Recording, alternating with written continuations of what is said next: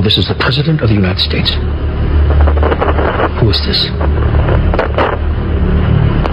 Is it you again? Look behind you. This is my private line. How did you get through? They're everywhere. All the time. We see them every day. But you have to look behind you. There is nothing behind me. How did you get this number? The spaceman told me. What spaceman? It doesn't matter. I'm telling you about monsters. Please, you must look behind you. Young lady, there are no monsters in the Oval Office.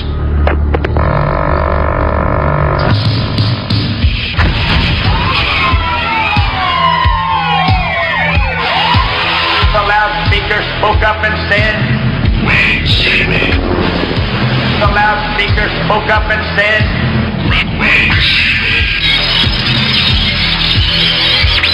the loudspeaker spoke up and said,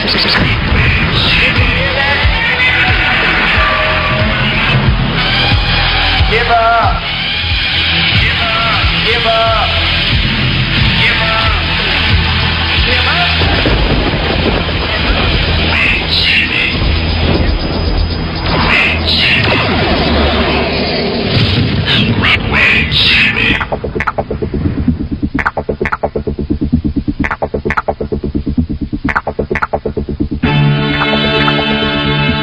I'm Clyde Lewis, and this is Ground Zero.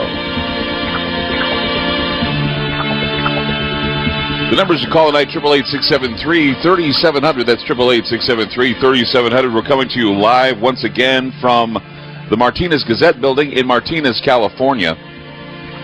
And it's the second day of the investigation into the ghost of the Zodiac. Of course, last night was one of those shows where everything was out of control. In fact, I think Tom Voigt posted on his ZodiacKiller.com, I think he posted it was like a virtual train wreck, and that's exactly how it felt on this end. But tonight, I'm hoping that we can keep pretty much a few things under control. I know that right now, there's really not much of an investigation going on yet. I mean, they are setting up a few things. I've noticed that they're setting up a lot of. I mean, Chris Reeves over there setting up some of his gadgetry. We have the staff all working behind the scenes to make sure this works. We have Olaf. We have Brian and Wes. Larry Overman's here, and Roger, I think, is out. He was doing some investigating, and he's out and about as well. So, and Dave Paul, of course, is taking notes, which is awesome. And he filed some reports for the local station here, and it seems that this is getting some very good coverage, and I'm glad, because a lot of the time I think that we find ourselves in that most broadcasters, that they find themselves in situations where they don't know if people to do something like this, and I do it only because I want you to know that this stuff, paranormal research and these things are real. And that, I know you see it on television, and I know you wonder if it's all faked, and I know you wonder if it's all hoax, and you wonder what, how much of it's show business and how much is reality. I'll tell you right now, it's all reality here. And as I said last night, when everything was going out of control, there's a lot of things that I like about radio shows. There's a lot of things I don't like about radio shows, and one thing I do not like about radio shows is when they get out of control. And my show last night, I will tell you, it was and is at the time out of control, and so this was a problem for me, because if I lose control of the show and I lose control of myself, I get scared. I figured, that's what I don't want. I want to be able to keep everything, copacetic and keep it going, and that's why. Last night seemed a little bit uncomfortable. It was odd. And I knew from the get-go. I was told as I was off the plane and in my car, and the rail car, and they were telling me, be prepared, because this is going to be a very intense investigation. And I, thought, yeah, I can handle it. I have handled more intense investigations in my whole lifetime. And this was something that I didn't plan for. And last night was something I didn't plan for when I broke down. And in reality, I couldn't breathe. I was having a hard time breathing at the time. Excuse me. Just thinking about it makes me feel a little uneasy. But it was a very frightening time.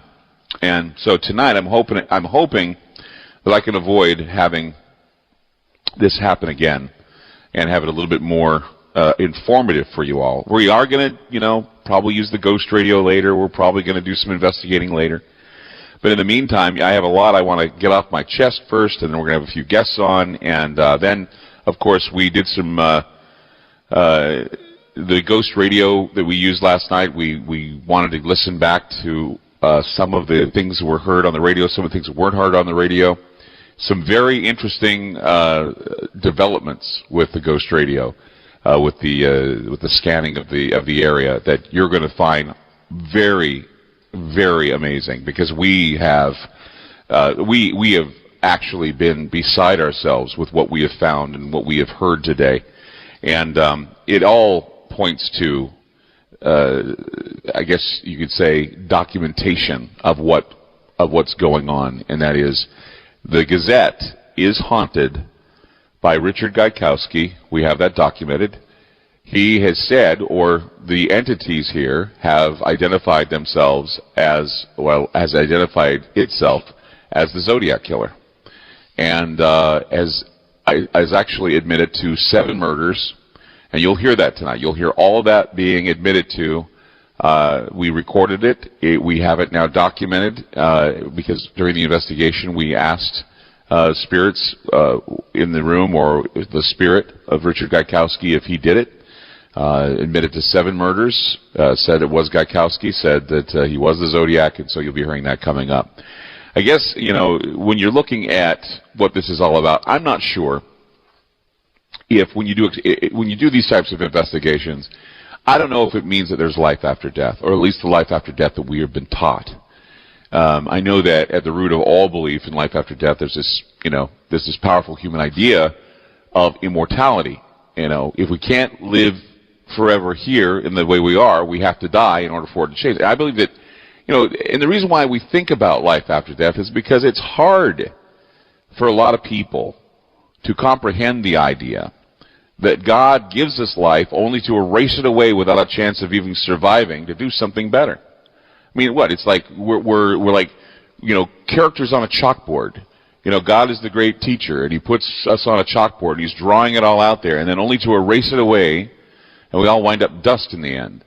And see, that's the thing. I don't think people want to have that as an end-all, be-all. I think that although the prevailing orthodoxy tells us that there's a heaven and that there's a hell, and that after the final judgment that's all there is, well, I would hope to think that there may be something more to the story than just that.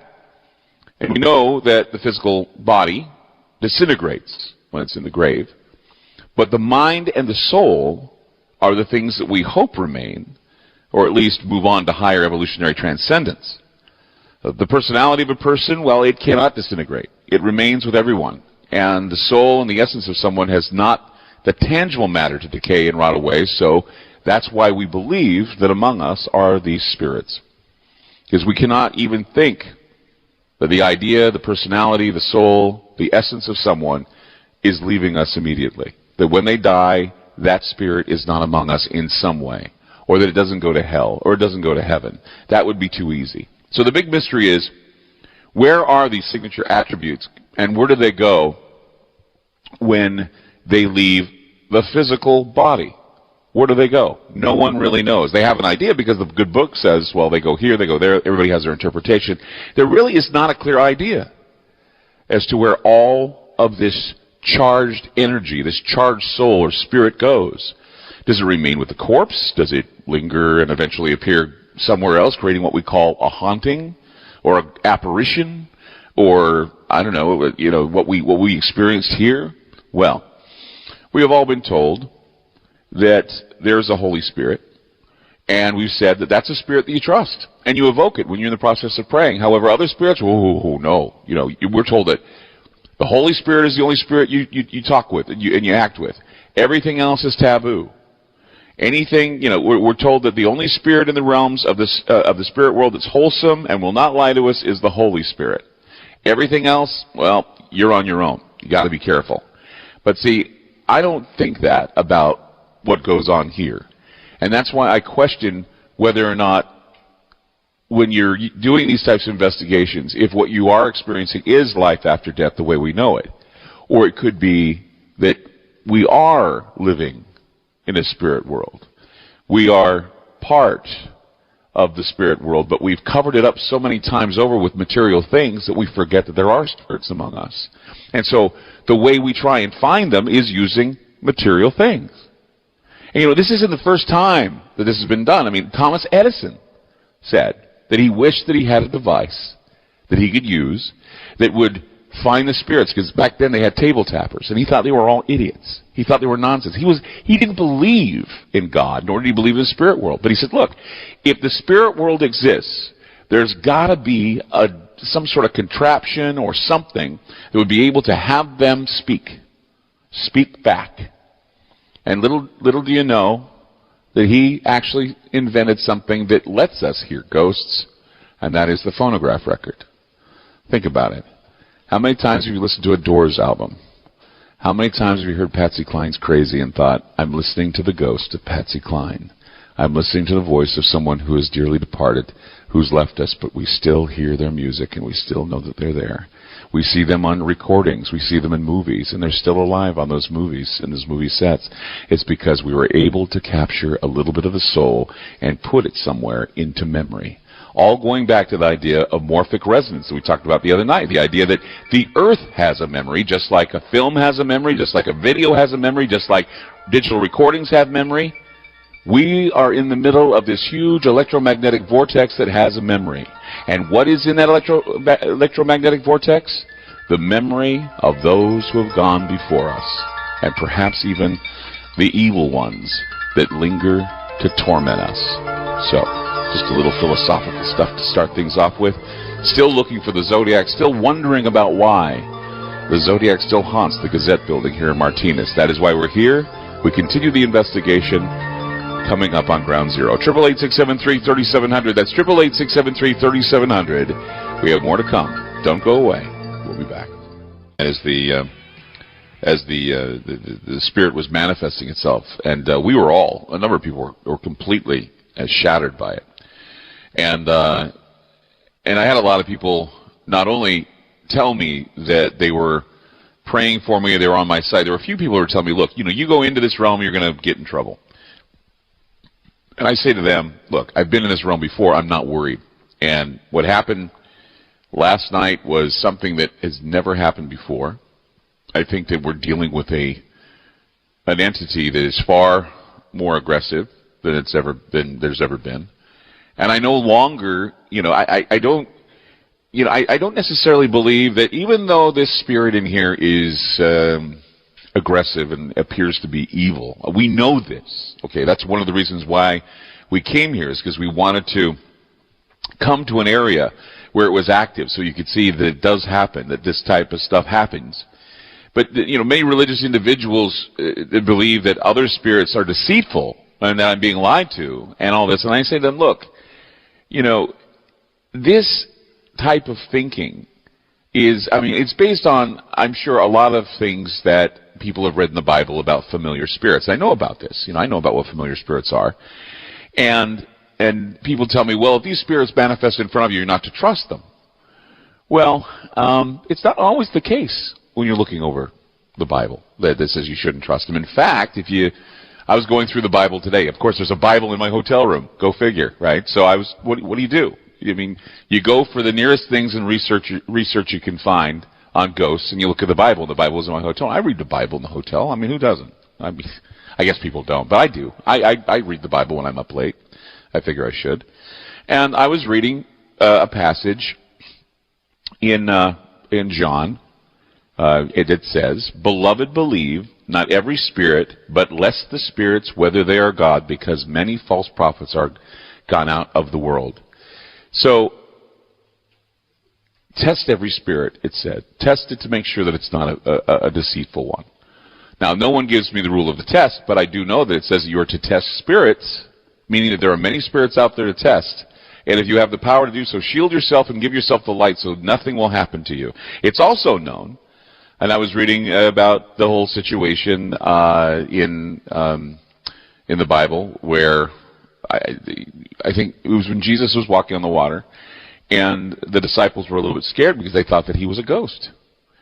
And they called him an apparition, I think it says in the Bible. He said that we thought he was an apparition, which indicates that ghosts and spirits have been around for at least during Christ's time, which is interesting. And of course, you all know the story about Samuel and how Saul called him up from the grave, and he says, "Why are you calling me up? Why are you?" It's basically stating that it can be done. You can call these spirits out and bring them forward. And I've always cautioned, people to be careful. I'm very careful, at least I try to be.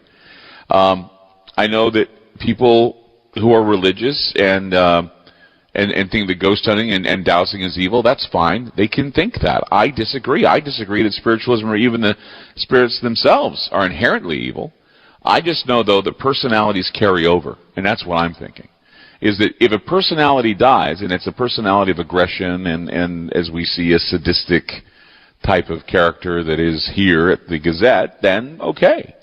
We know this, and this is what we knew was going to happen. But of course I have a lot of people and pastors and religious people want so badly to force the letter of the law rather than focusing on the spirit of the law or the law that indicates that there are truly spirits that want to speak to all of us. And there's nothing wrong with testing them. That is, of course, if you do it the right way. Don't go around walking around with a loaded gun and start firing at everybody. That's not what you want to do. You want to be able to have safety and precautions and open yourself up to the light and all these other things. I know it sounds like New Age mumbo jumbo, but it works, okay? You really want to do it right, you have to call upon the light, because the light is the only way it's going to get you out of that darkened tunnel if something bad gets through. And something may get through that's bad. Not always, but sometimes that happens. Because think about it. People were exorcised of demons back in the old days because, well, bad spirits or evil spirits were blamed for physical maladies. Oh, you're sick. You got a demon in you. We got to exorcise the demon out of you. That's what was the thing that they did back then. We have to bleed it out of you. Get the leeches, all the medieval thoughts about what demons are or what these entities were. And then after better understanding of what was happening to the physical body, we now know that constant negative states of mind and emotions can make us very sick. You have a bad attitude, you're going to get sick. You worry a lot, you're going to get sick. You're neurotic, you're going to kill yourself. That's how it happens. It's the law of nature. So if you're always thinking to yourself that you're being pestered by demons, then maybe you should turn that frown upside down, to use a child's phrase, and say, hey, let's make them angels, or let's make them looking after me or something. But we also know that negative states of mind, or minds under the influence of drugs or other things, are vulnerable to spiritual attacks from negative or evil spirits. And when troubled minds pile up and the zeitgeist is drug-induced and moral, and we're anti-moral, we're morally divided, or what have you, we can see how the consensus is literally opening itself up, inviting an evil spirit or something coming through. And this is something that is, I'm getting word that, is everything going crazy? What, really? Everything's going in the red now? All right, the investigators are saying what I've been talking about is now getting everything into the red here. So, oh my God, there it is. Yep, I'm looking at it right now. I wonder if I could bring it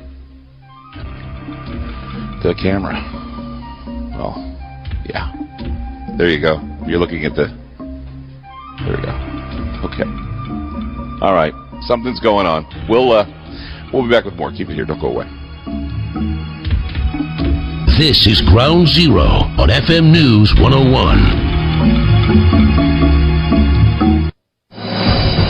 More with Clyde Lewis and Ground Zero on FM News 101.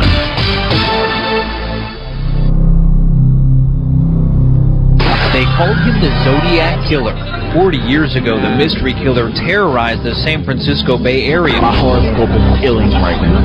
Possibly killing as many as 40 people. Los Angeles scam ran in May 69. Be about 9 weeks before the first Zodiac.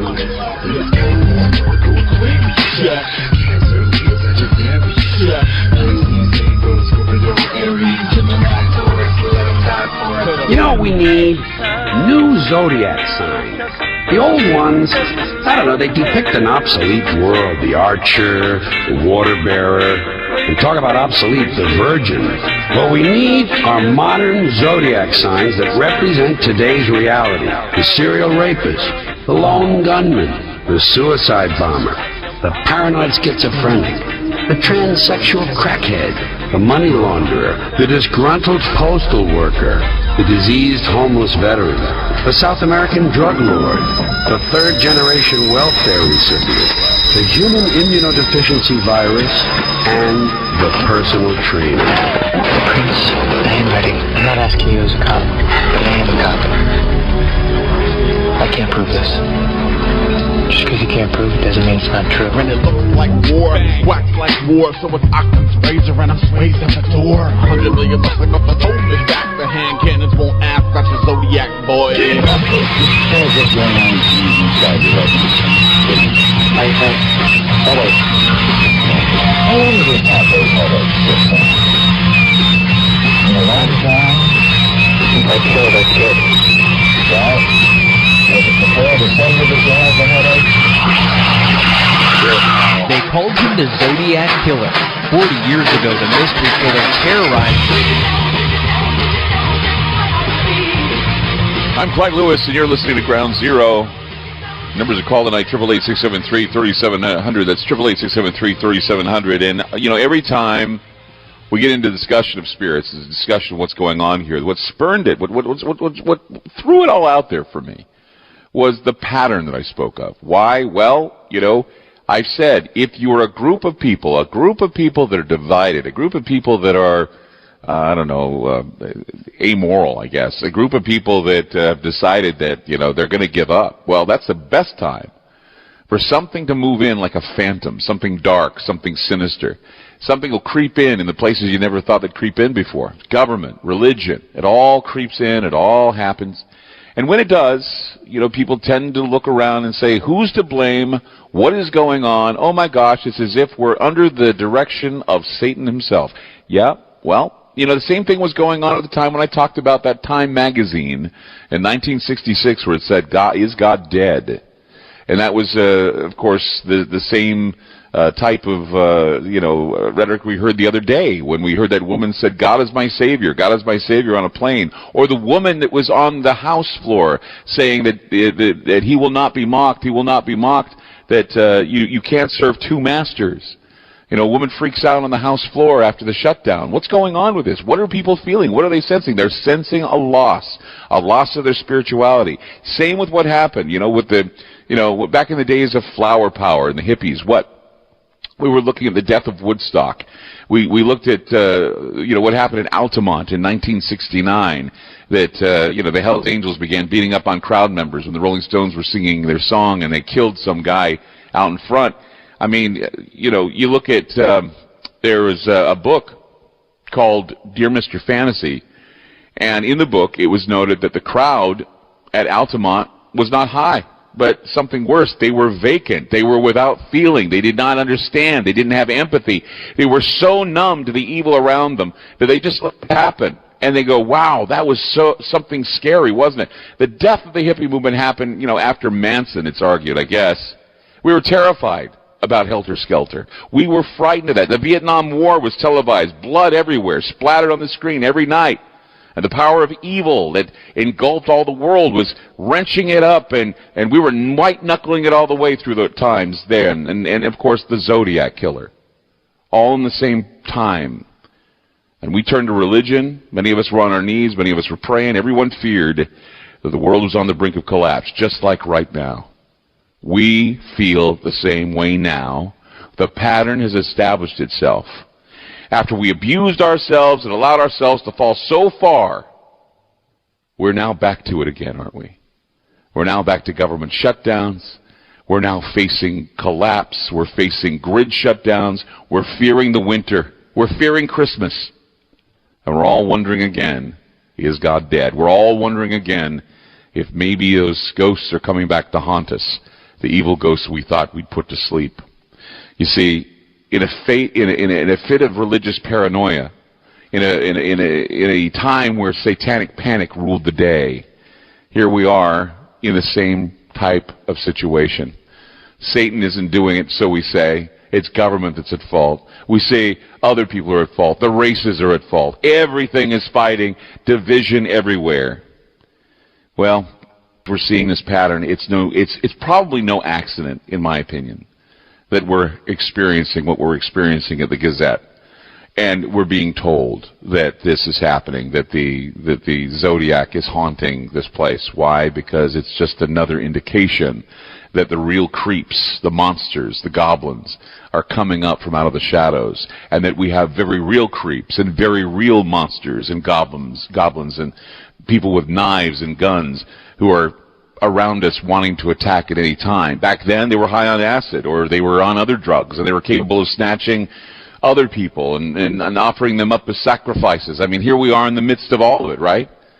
This is the place where Jim Jones started. This is the place where the Church of Satan started. This is the place where the Bohemian Club has their Bohemian Grove gatherings, where leaders get together and do mock satanic rituals in front of an owl. It's all in this locale. And we're at the foot of Mount Diablo tonight, the Devil's Mountain.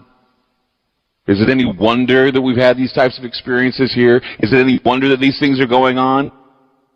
When I was a kid, my father was telling me, man, there's all kinds of stuff out there that's scary. I mean, there was Manson, there was all kinds of Zodiac killer, Zebra killer, the Night Stalker, Son of Sam, all part of the process, all part of the pattern. It seemed that when I was a kid, all the reports on the nightly news were about killers that brutally and ritualistically killed their victims. For me, besides the Zodiac, besides Manson, it was the hi-fi killers. And if you don't know anything about the hi-fi killers, you should look it up. That was a very frightening time for me when I was a kid. 2 men, military men, walked off their base, walked into a hi-fi shop, a store in Ogden, Utah, and instead of just killing the people and robbing the store, they took them in the back room and they shoved pencils in their ears and they made them drink Drano. I had to hear about this when I was a child, and I was frightened. For the longest time, I thought black people did this to white people. And I grew out of it and realized that that's not the case. Only to wake up in an America where, again, we hear about these types of crimes. White on black, black on white, Trayvon Martin, George Zimmerman. It's all coming back, isn't it? Aaron Alexis, he said he heard voices, and he started shooting up the Naval Yard. We hear about this all the time, right? These people are crazy, right? Or are they just getting to the point where they're sensing that evil is lurking in the shadows? Is it any coincidence that we're here in Martinez tonight during a full moon that's about to be sucked up by the penumbral eclipse? Is it any coincidence that we found ourselves here tonight and that last night we had such a horrific experience in this building? I don't think it is a coincidence. I don't think it is at all. I think we live in times where we should be expecting this type of stuff. I think the veil is thinning. I think that those in power are once again doing what John Coleman spoke of when he spoke of all of the manipulations that were going on in the Committee of 300. You know, there were plans in the works for the longest time, according to Coleman, that they wanted to engineer the populace into accepting a controlled superstate. And the super government would come in and they would remove all of these evil beings, these evildoers, and they would take them away. We have terrorists now. We had the Zodiac back then. We had Manson back then. The Zebra Killer back then. Helter Skelter back then. The idea of trauma and fear was used by the Zodiac Killer. And as he was doing his dirty work, he believed that he was gathering slaves for the afterlife. He enjoyed the kill and said that man was the most dangerous animal. To quote the Zodiac, he says, and I quote, "I like killing people because it's so much fun. It's more fun than killing wild game in the forest because man is the most dangerous animal of all. To kill something gives me the most thrilling experience. It is even better than getting your rocks off with a girl. The best part of it is that when I die, I will be reborn in paradise, and those I have killed will become my slaves. I won't give you my name because you will try to slow down or stop my collecting of slaves for the afterlife." Now, in the afterlife, it seems that the Zodiac is not resting. He's now haunting the Martinez News-Gazette paper building, and here we are tonight to experience it once again, to test the spirits that we've told that we can test according to biblical writings, to find out if there is a reason why the darkness is gathering again. That's why we're here, you know. It's not just to tell a story. It's to find out the truth. It's to find out why this specter of evil has risen again, why people are experiencing the Zodiac again. I mean, I was asked to come investigate this place after a synchronistic viewing of the Zodiac, the Fincher film, and I decided to be great to come out. And last night you heard from Central Valley Paranormal. You heard that the former editor of the Gazette, Richard Gaikowski, who died in 2004, was haunting the building. Some people, Tom Voigt and others, believe that Richard Gaikowski was the Zodiac killer. And I must say that for the first time in my life, as a paranormal investigator, I have never been involved in a case that has left me more terrified than what happened here at this Gazette building. I know a lot of people heard it last night. I know it was talked about in a lot of people's offices. We received a lot of mail, a lot of calls from old friends wondering if I was okay. I want to tell you, I had a good night's sleep. I was taken care of by my staff. They saw to it that I would be taken care of, and I was very grateful for all they did for me. They helped me when I needed them, and they were there all day for me today. And I was very happy that I was able to be here, and that's why I'm here again tonight. I said we will persevere, and we will have guests on to talk about what they've heard, those who are very close to the case. Since we're here, we might as well. And kind of open, more conversation about what is going on here at the Gazette building. I want to tell you that tonight we're going to be introducing you to some people on the show. Some people you've heard. For example, we're going to be having Tom Voigt on the program. And we're going to be hearing from some others as well. Also, if you want to stay tuned, we're going to be playing back for you some moments where we were doing investigations and certain names came up and certain questions were answered. And today, as we were doing the research, and as witnesses standing around me, all of us received a whole lot of chill bumps because we didn't realize what we had. We didn't realize what we've stumbled onto. I can tell you now that we have it documented that whatever is haunting the Gazette believes that it is the Zodiac killer. Whether he's alive or dead is anyone's guess, but we think that we've got something, and tonight it's really going to chill you. 888-673-3700. That's 888-673-3700. I'm Clyde Lewis. We are live in Martinez at the Martinez Gazette building. Coming up, more from Ground Zero. We'll be back. This is Ground Zero on FM News 101. More with Clyde Lewis and Ground Zero on FM News 101.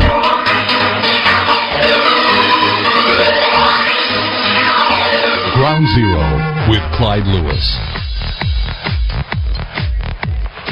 We're getting a lot of people gathering together tonight. We have a lot of people in the house that are going to be coming on the program in the next hour. A few people that are well versed in what happened with the Zodiac, what truly is the Zodiac killings.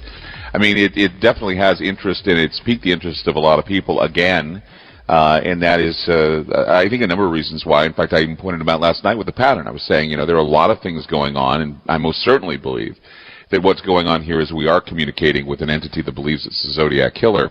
And we have a lot of people calling into the program tonight at 888-673-3700. We go to Mike now. Yeah, Mike, you're on Ground Zero. Go ahead. Hello, is Mike on the air? I can't hear Mike. Okay. All right. Well, I guess we're having some technical difficulties here with that, but I hear Mike. We'll get to Mike in just a minute. But as I was saying, the investigators have, even though, and that's one of the reasons why we're back tonight, that even though the investigation has brought us a lot of interesting things, I certainly believe that there's nothing definite. Okay. We do have, you know, words and phrases, and we all these things that indicate that, yes, we are here. The evidence is dead to rights. We've got it, okay? We've got evidence that there is an entity here. We've got, in fact, if you go to the website at groundzeromedia.org and you click on the newest article, it's called Zodiac Killer Dead to Right. It's we've got some things going on, some noises happening, something's happening. I don't know what that is. Something's shaking the wall with a... Is there something happening? Hurry, get down there, guys. Come on. You hear something going on, you'll stand around. Are you scared? Do it. All right, something's happening. Uh-oh. Something's going on. And they ran out of the building right now, and they got, you know, they got something happening. I don't know. Hey, Larry, come on the micro. I'm going to bring you up on the microphone. You're here. What's going on? Try to explain what's happening out there.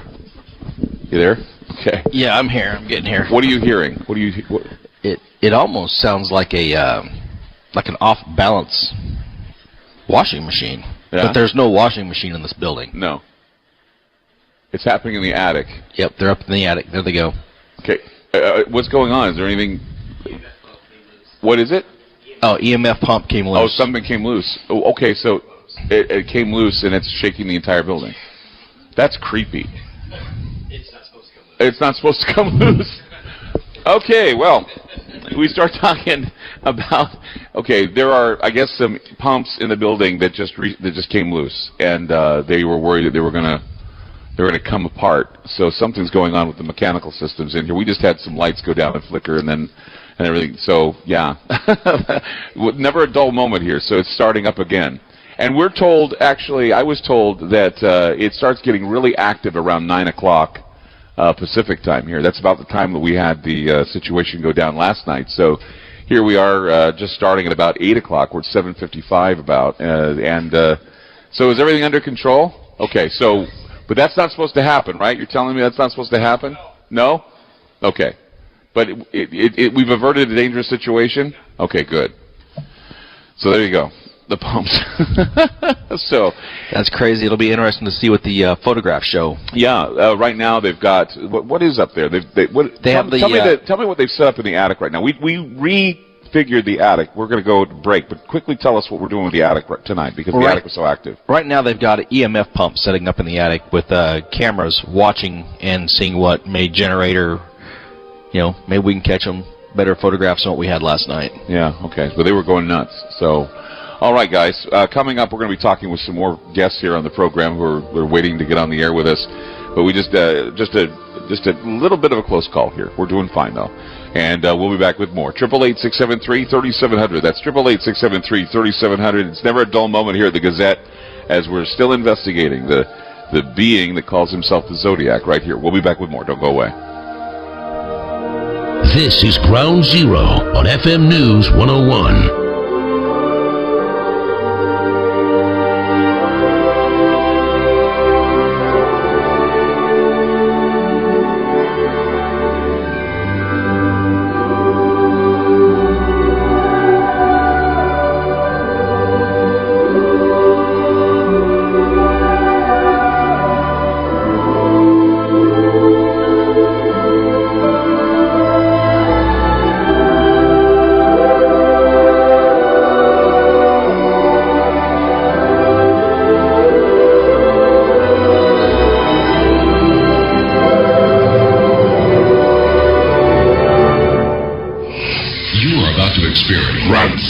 An on-speaker experience.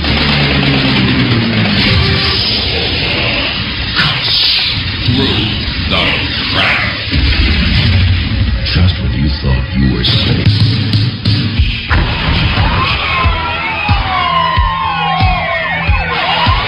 The loudspeaker spoke up and said, Wait, Sammy. The loudspeaker spoke up and said, Wait, Sammy. The loudspeaker spoke up and said,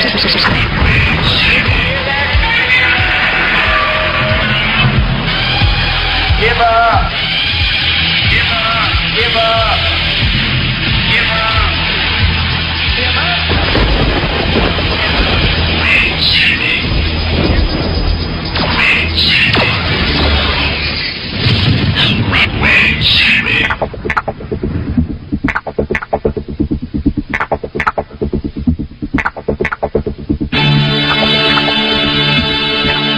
I'm Clyde Lewis, and this is Ground Zero. Tonight we're coming to you live from the Martinez Gazette newspaper building in Martinez, California. This is the old stomping grounds of Richard Gaikowski. Of course, Richard Gaikowski has been fingered as one of the suspects in the Zodiac killer case, and we have decided to make this a two-day event, being here in Martinez, California, right at the foot of Mount Diablo, and we're here as guests of Central Valley Paranormal, and we're here tonight to once again explore whether or not this place is haunted by Richard Gaikowski. And as I said earlier, I guess it was a week ago, when I was on the air with Tom Voigt, one of the things that really had me, really intrigued about this whole case was that Netflix had released the David Fincher film, The Zodiac, and I decided, I saw the film in theaters. I liked it when it was in the theaters. I wanted to watch it again, and I did so. I watched it on Netflix, and I got a phone call from Olaf Phillips, who, of course, has written for Conspiracy HQ. He's written for Paranoia Magazine, and he's been a good friend of mine for some time, also a producer of this show. Many things that he's produced for Ground Zero have always been remarkable. And he called me and he says, "Hey, I got something for you." And I go, "What's that?" And he says, "How would you like to go on a ghost hunt in Martinez, California?" I said, "Why would I want to go to Martinez, California?"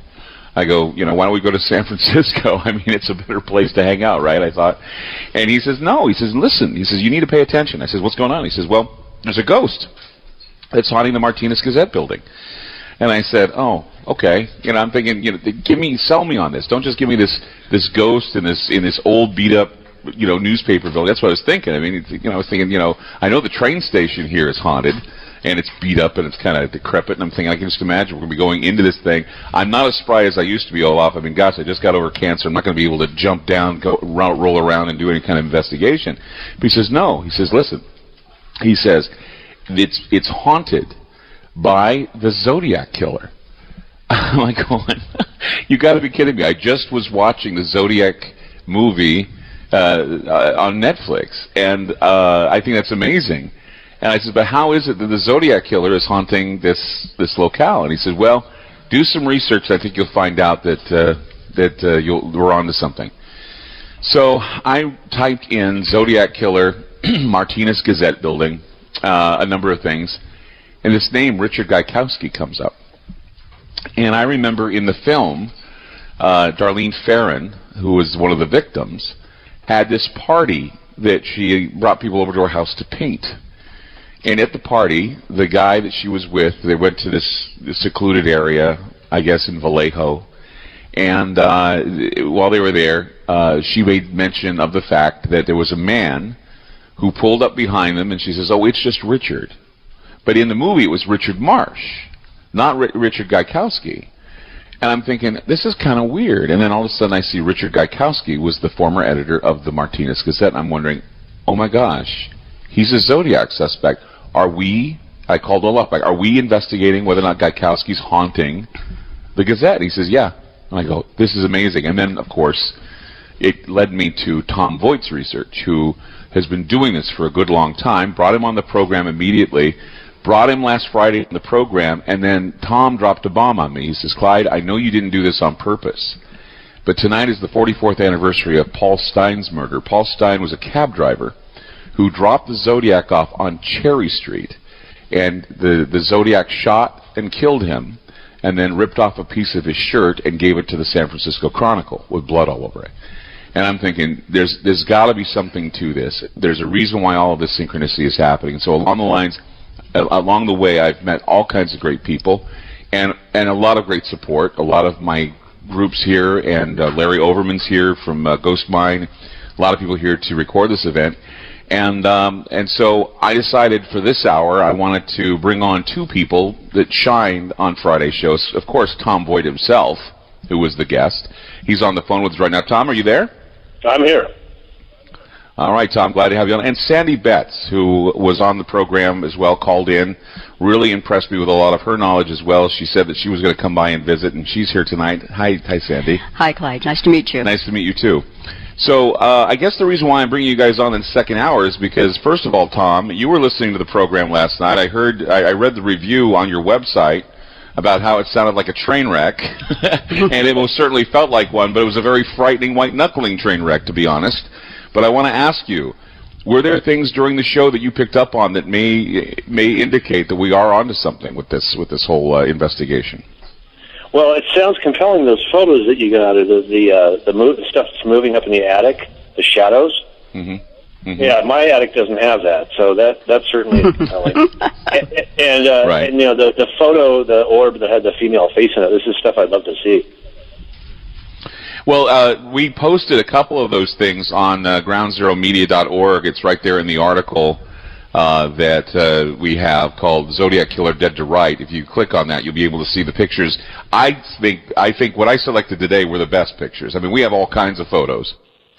Of course, you can sit there and go, yeah, but then you take a look at these, and like, there's a picture that I saw that I thought really captured my attention. It is this, and there's nothing to describe what it is. It looks like a huge ball of either poop brown cotton candy, to be honest, or a cloud that is forming that is just, I mean, it is frightening because we can't tell what it is. We know that it's trying to form, but we don't know what it is, and we got it on camera with the motion. And then, of course, in the attic shots, and of course, one shot that was just apart from me, the attic shot, we have an orb that appeared that has what you can see, a face forming in it, and then another shot that was above the lamp near the cabinet just right here, where you see an orb, and then below it is a elongated face that looks like a death mask of some kind. It's kind of the typical, what I would call the typical screaming, ghoulish-looking face, ghost face. Exactly, it's exactly what I would call it. Yeah, ghost face. Yeah, so if you can take a look at those and give me a gump. Oh, you say, okay. So tell me what you interpret with that. Boy, you catch anything? The one with it definitely looks like a hood, and that's what Zodiac wore at Lake Berryessa is a hood, and that's what. Was it square, Tom? It looks like on the top. It looks like it might be flat. It looks like it might be flat on top. See, I was wondering if that was the executioner's hood. Right there. Yeah, we have some really frightening ones, and those are. Yeah, go ahead. It's a very scary image. Mm-hmm. I know we have a little bit of delay on the phone, so I'm going to allow for. I'm going to get used to the fact that I have to allow for delay on that. I know, Sandy, you have not seen these images, and I think that maybe during the break you can come and take a look and get your interpretation of it. But last night you heard the show as well. Yes. Tell me what your feelings were when you were listening to the program. Well, it was very scary when you were choked by possibly Gaikowski, at least a ghost for sure, and that the crew that was here said that you turned pale white, and you were very, very cold.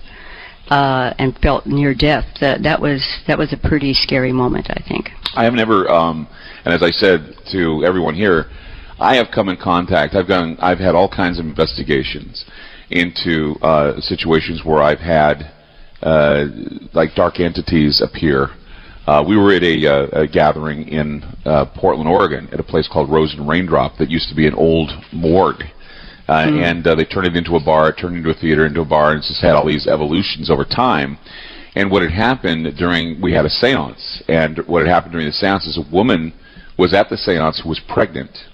And we specifically told people that they should not come to seances if they are pregnant or if they're whatever, because, it just throws things for a loop. And so she had been drinking that night, and another no-no, right? So she comes up, not to be drinking at my seance. I said, if you're going to do seancing, you have to be drink-free, and then you can drink after if you like. But we had a lottery. She came up. She sat at the table. We're talking. I had everybody identify themselves with tarot cards. She was the goddess. And I said to her, I was talking with her and interrogating her, and all of a sudden, we had a Ouija board in the room. And we also had four corners, and there were women. Women were standing at the four corners of the room watching to make sure nothing was going wrong with the seance. And what had happened is that during the seance, I had asked a question, and the board had said something to the effect of baby, child, mother, a number of things, something about baby, child, mother. And it turned out that the place was haunted by some woman who her child died during childbirth, and for some reason her body was taken to a funeral home that was across the Willamette River, and that the baby remained in this funeral home, and she's looking for her child. And she said during the seance, they buried me in a grave without my baby, and the grave marker says the baby is there, but he's not. So what had happened is that while it was happening, this demon came to the board calling himself or herself Obisuth, and immediately all the women in the room doubled over in pain, were throwing up, because Obisuth was a demon that basically crawled into the wombs of women and to eat the child. Ooh. So it was coming to eat that child that was in the bar. And it was the most frightening thing. And the thing is the only woman that didn't double over had a hysterectomy. Wow. And we knew that we were in big trouble. And we immediately closed things down, cleansed the whole place, and left, because it was a frightening experience. And one of my colleagues got thrown up against the wall and was stuck. So I've been through a lot more frightening things than that. And to have a ghost choke me and not let me breathe, I just broke down and cried. I couldn't deal. Anyway, we'll be back. Sandy Betts is with us, and also Tom Voigt. More to come on Ground Zero. More of their interpretations of what went on last night during the program, and we'll be back with your phone calls at 888-673-3700. We'll be back. Sandy Betts just handed me something that's very frightening, and I can't believe that I'm holding this. And she tells me that this was put on her car. In my car. It was put in your car. It is a copy of what was put in my car the day after the stabbing. Which stabbing was that? Lake Berryessa. At Lake Berryessa. So this was put in your car. Yes, it was put in my car along with a lot of other things. If I can describe what I have here right now, and this is really creepy. What's that? Okay, I need the link to the video. I need somebody to tell me where they can get it. It's a link on the, I think it's on the Facebook page. We have a live stream right now that's going on, and no one's given me the Facebook or where we can, I think it's on Facebook right now. And they can also find it on your Twitter. On my Twitter account? Okay, so you can go to Twitter, and I'm holding it up. Can you see it on the, can you see it okay? Okay, we're holding it up right now. What you're looking at is you're looking at what Sandy just handed. He said it was put in her car. It was a copy of what was in my car. With a copy was what in her car of the hood and the dressing of the Zodiac, or what it was said that what he wore in Lake Berryessa was the executioner's hood, and of course the Odin's cross on the front, which I'm holding right now, and it's giving me the creeps. And it looks like stitching, doesn't it? But it's not. It's not stitched. What is it? I did it with paint. That's what it looked like, what I had gotten in my car. I knew that when I found it, I thought it was, I had no idea. You know, I was going through a divorce, had 5 children, and I wasn't watching the news, wasn't reading the paper, so I didn't get to know what the costume looked like. Weeks before, sometime during that summer, my clothesline was stolen, which was white hollow core clothesline. But I totally forgot about it. I mean, no big deal, you know. But like 15, 20 years later, somebody buys me a brand new package and puts it on my porch in Antioch. Then the bells went off. As soon as I picked it up, I went, oh my God, I forgot. My clothesline was stolen that summer.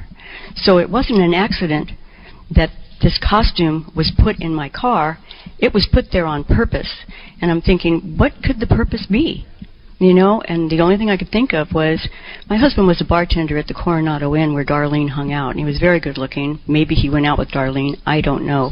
But I feel that the Zodiac was trying to frame my husband and put this stuff in the car thinking that I would spot it and take it to the police. Well, dumb blonde me, I had no idea. I thought it was a stupid Halloween costume 4 weeks early. So you knew Darlene Farron's family, didn't you? After the fact, yes. But according to her family, the family says that they used to hear my name, that the mother and father would say, we saw Sandy Betts today. Because I also worked at the Coronado where Darlene hung out. And I used to go to Terry's coffee shop, but I can't say that I actually knew her. We both dated the same police officer during the same time, Buzz Gordon. He was my boyfriend for 5 years. I called him in 1990 because when this happened, he being a police officer, I said, did you know about that girl that was killed out at Blue Rock Springs? He said, yeah, I heard of her. Well, when I read the book, I found out that he actually had a date with her. So in 1990, when I called him up, he had nothing to hide. He just said, I was with Darlene only one time, and that was it. So there was no love affair, in spite of the reports that you hear. Different people that were supposed to have interviewed him. The person that interviewed him said that he would work for the sheriff's department. No, he worked for the police department in Vallejo. Question. I mean, I've been asking this question. I'll ask you because you seem very close to the case, and of course grew up in a time when this all was happening. Oh yeah. I want to ask you about, because there's more that I dig about the Zodiac and the symbolism, the executioner's hood that you showed us tonight, and the dressing. All of these things are ritualist type outfits, and you said, yeah, it looks like a Halloween costume. It most certainly does. It's very terrifying looking right now that we have it in here tonight. And I just wanted to ask you, in the time where all this was going on, how many of the young people that you knew that were the same age as you were into playing around and dabbling in the occult? Well, I also dabbled in the occult. We used to have seances, played with Ouija boards, tarot cards. One of my best friends was really into it. She was actually supposedly raised by a ghost teacher. Her parents were very much into believing that the spirits were there at their house.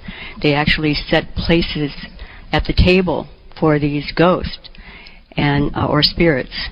And she was raised. And she wasn't stupid. She was quite intelligent, even though she'd never spent a day in a public school. Right. And because the reason why is because every time you read about the Zodiac, you always run into, was Darlene Ferrin a Satanist? Was she a practicing witch? Yes. She was. I can't say she was a practicing witch, but the family told me that they did find a black robe, and they believed that she was very much into it. She was an Anton LaVeyan Satanist? Supposedly, yes. That's what I was told, and that it was her husband, Jim Phillips, that brought her into it. And she was very afraid of him. He was pretty abusive. So was she trying to escape it when she was out that night with that other man? I would have to just speculate on that. I believe that she wanted out of whatever it was that she got herself into, and that she was afraid of somebody that was following her. And I believe Zodiac did know her, and she knew him. He did not come out with his name until after she was dead. Yeah. Sandy, it's fascinating having you on the program tonight and bringing out that hood in that piece that attaches to it is just creepy, and we have people just taking pictures of it. It's amazing. Just a bombshell to drop here tonight, especially when we are investigating whether or not the Zodiac is haunting the Gazette building. More to come from Tom Voigt and your calls at 888-673-3700, at 888-673-3700. Once again, more revelations about the Zodiac right here. We'll be back. This is Ground Zero on FM News 101. More with Clyde Lewis and Ground Zero on FM News 101.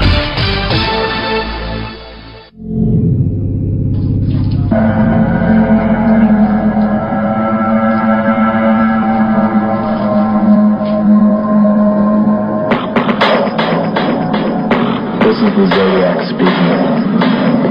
Up to the end of October, I've killed 7 people. I have grown rather angry with the police, for they're telling lies about me. So I shall change the way I collect my slaves. I shall no longer announce to anyone. When I commit my murders, they shall look like routine robberies, killings of anger, and a few fake accidents, etc. The police shall never catch me, because I have been too clever for them. Tell us what's going on inside you right now, Sam, please. I have headaches. How long have you had those headaches, Sam? Been a long time? Since I killed a kid. Search goes on in San Francisco for the man known as the Zodiac Killer. That was the threat of the Zodiac Killer. Now, the Zodiac Killer seems to crave publicity. He sent letters and cryptograms to newspapers counting his crimes, threatening more murders, and making Bay Area residents very edgy. 4 years ago, the killing stopped, and so did Zodiac's letter. Now there's another letter. This is the Zodiac speaking. This is the Zodiac speaking. This is the Zodiac speaking. This is the Zodiac speaking. This guy is a pathological, psycho killer. This is the Zodiac. The moon, again, is full. Tonight we're also going to be experiencing, if we haven't experienced already, a penumbral eclipse where it looks remarkably strange as the moon is being swallowed up by the darkness. And so tonight on Ground Zero, we have Sandy Betts with us. We have Tom Voigt with us as well on the program. And we wanted to go to Mike's call. Mike, hi, you're on Ground Zero. Hey, Clyde, how you doing? Clyde? Doing great tonight. Tonight's a very interesting night. Yes, go ahead. No, you're not doing good. How'd you enjoy last night? Why not? Did you like being choked? Well, last night No, I didn't like that, no. Okay, well, you know, hey, listen, I'm not a Bible thumper, but I'm calling to tell you you're in trouble. Why am I in trouble? You're not dealing with the Zodiac Killer. You're dealing with a demon you picked up in New Orleans last year on Halloween. Remember that? I never went to New Orleans. Yeah, you did a show in When New was I Orleans in New last Orleans? year. No, I didn't do a show in New Orleans last year at all. No. I've never been to New Where were Orleans, you actually. Halloween last year? I was actually with a group of people at Fat City. We were at Fat City, actually City's in New talking Orleans. with the Come ghost of Humphrey Bogart's wife. No. Yeah. Fat City was not New Orleans. Fat City was a restaurant in Multnomah Village, Oregon, and we were talking with the ghost of Humphrey Bogart's wife. Okay, and what did you pick up? We didn't pick up anything except we thought, at least Zoe thought, that we transferred a lot of the ghosts by what is known as a Dybbuk box. We had Kevin Manis there to do a prayer, and he brought all the spirits together in one box like you've seen in the movie The Possession, and we took them by hearse to a cemetery and released them. And no females there got sick, right? Nope, no females got sick. In matter of fact, nobody got sick. In fact, we heard a lot of audible EVP that was interesting. One saying, "Don't take me out into the cold." There was another one that says, "The violence."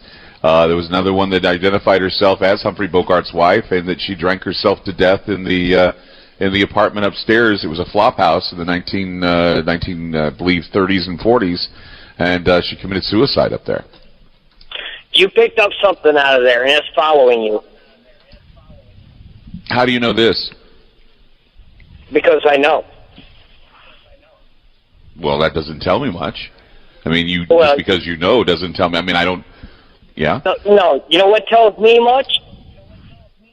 What? You got choked last night.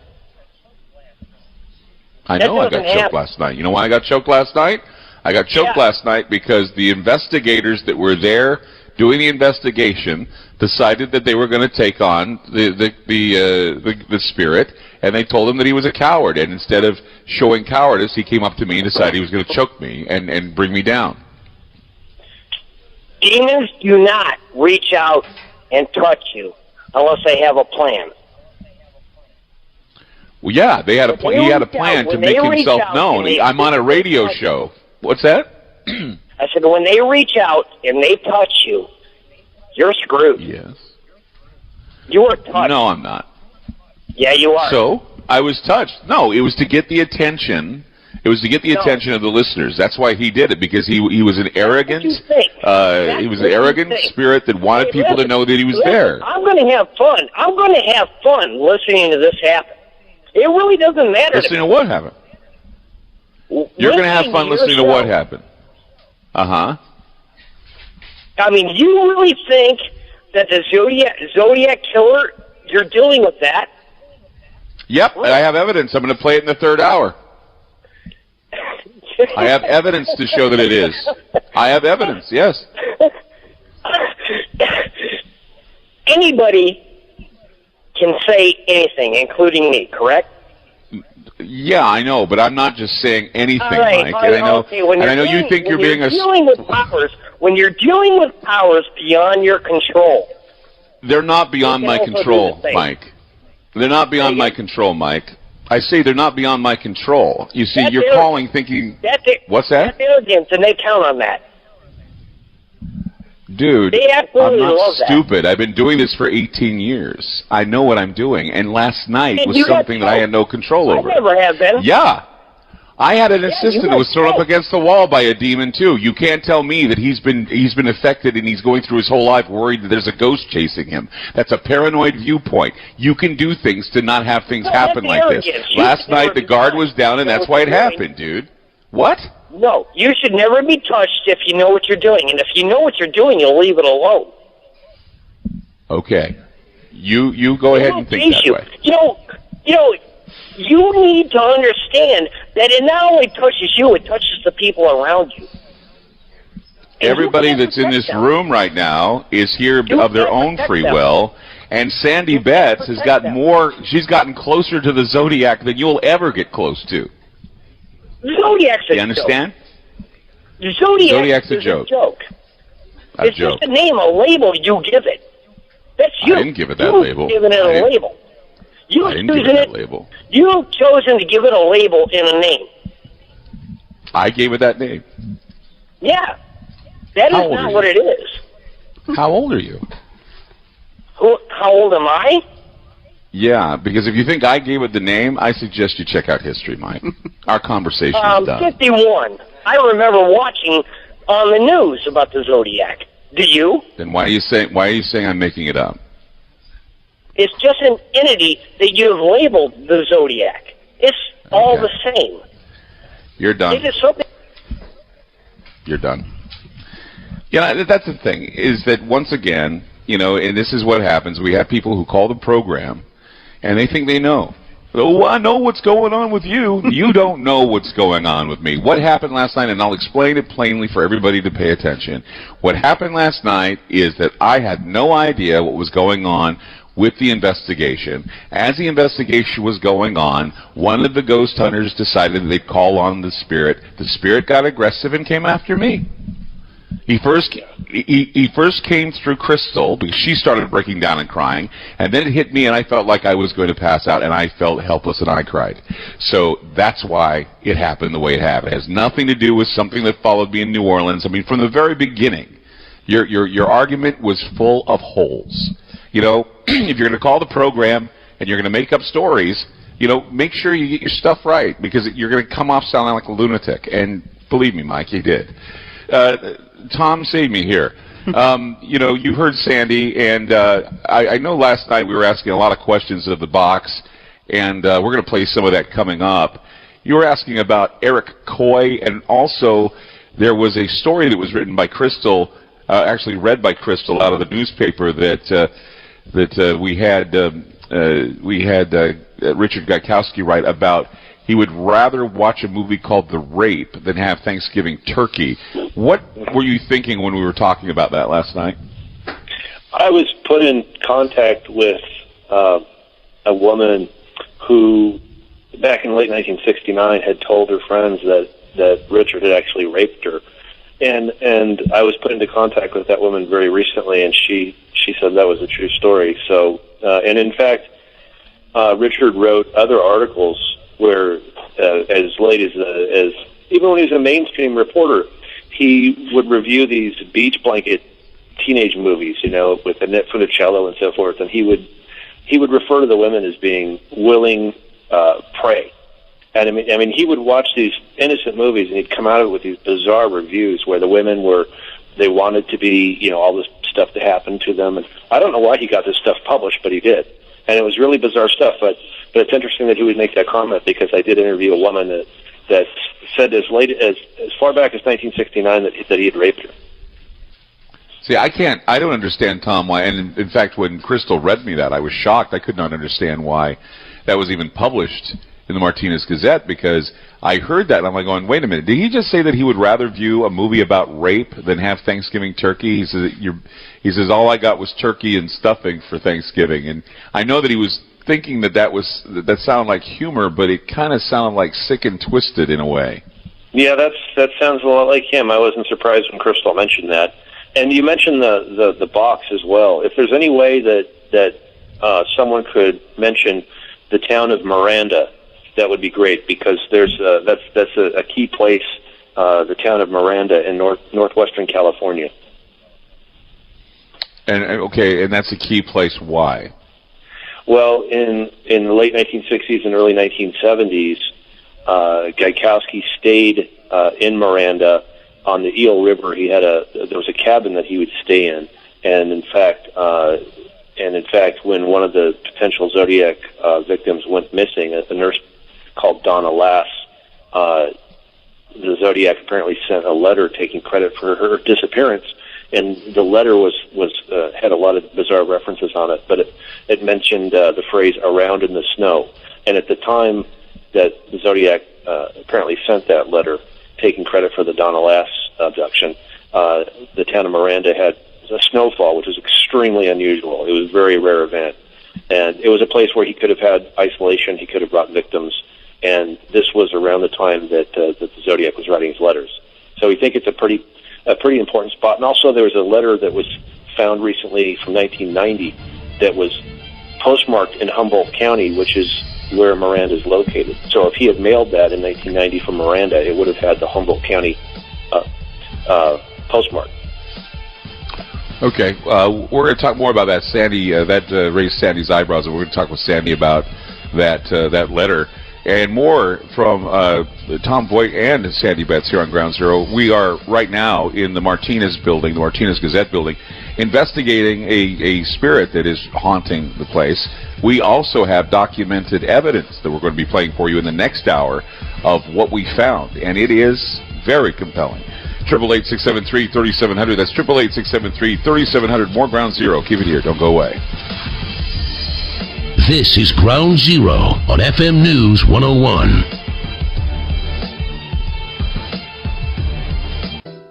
Loading the kids in the car, brokering peace in the back seat, mastering the snack handoff without even looking. Why are simple things sometimes so complicated? Thankfully, with auto owners, insurance doesn't have to be one of them. We work with independent agents who live in your community, know you by name, and answer when you call. They keep insurance simple, so you can worry about more important things, like figuring out what's growing in that cup holder. That's simple human sense. Ask your independent agent if auto owners make sense for you. Thinkorswim by TD Ameritrade isn't just a trading platform. It's an entire trading experience with innovative tools and services at your fingertips. It just might change how you trade forever. Experience the next evolution of you as a trader at Thinkorswim.com. More with Clyde Lewis and Ground Zero on FM News 101.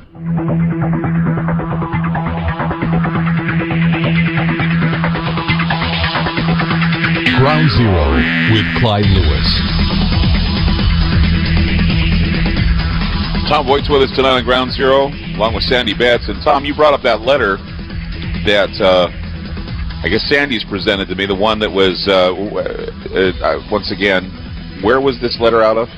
Eureka, California. And what's interesting about this letter, and I was looking it over, what I find interesting about the card, and you've probably seen it as well, it says, "From your secret pal, can you guess who I am yet?" Well, look inside and you'll find out. And I look inside and it says, "I guess I'm just going to keep you guessing." Mm-hmm. Can you guess who I am yet? Who am I? Zodiac. Yeah, it's pretty bizarre. You've seen that card, Tom?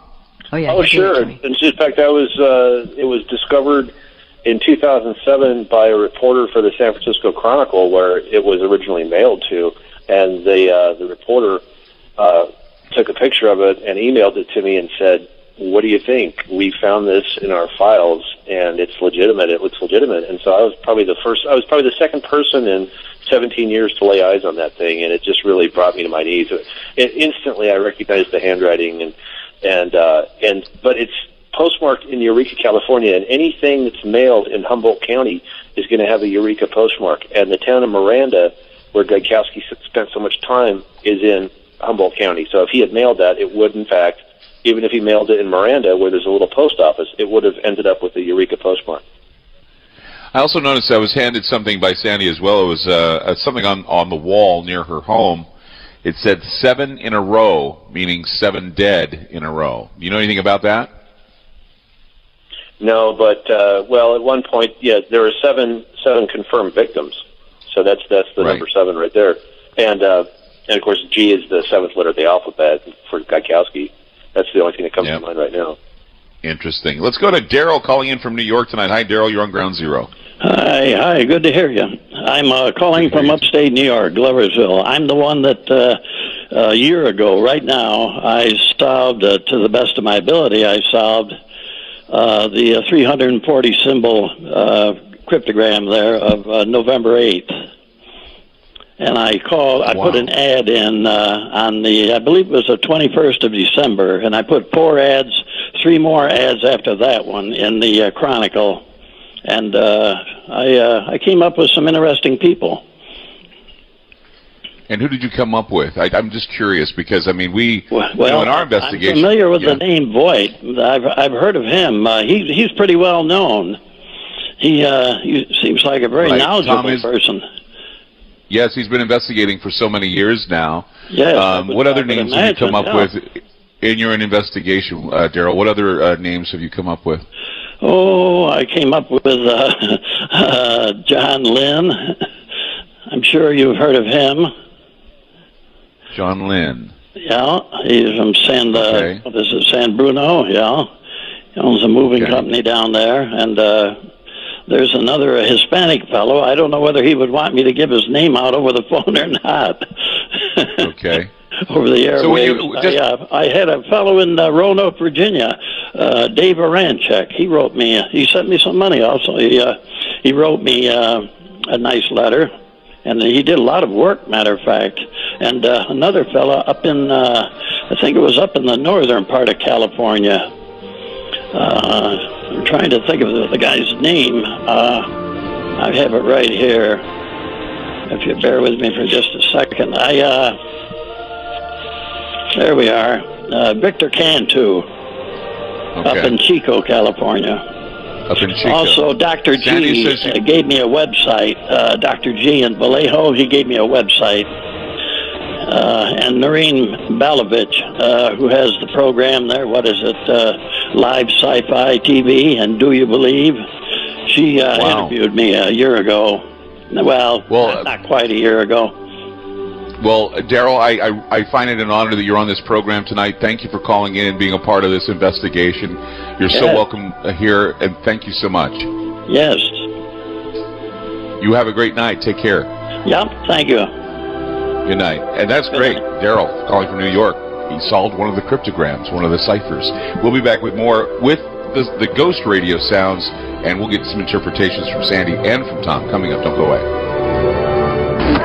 Some of the scenes you will witness may appear to border on fantasy. Stand by. You have 5 seconds. 5. Information is free. 4. 3. There is hope. 1.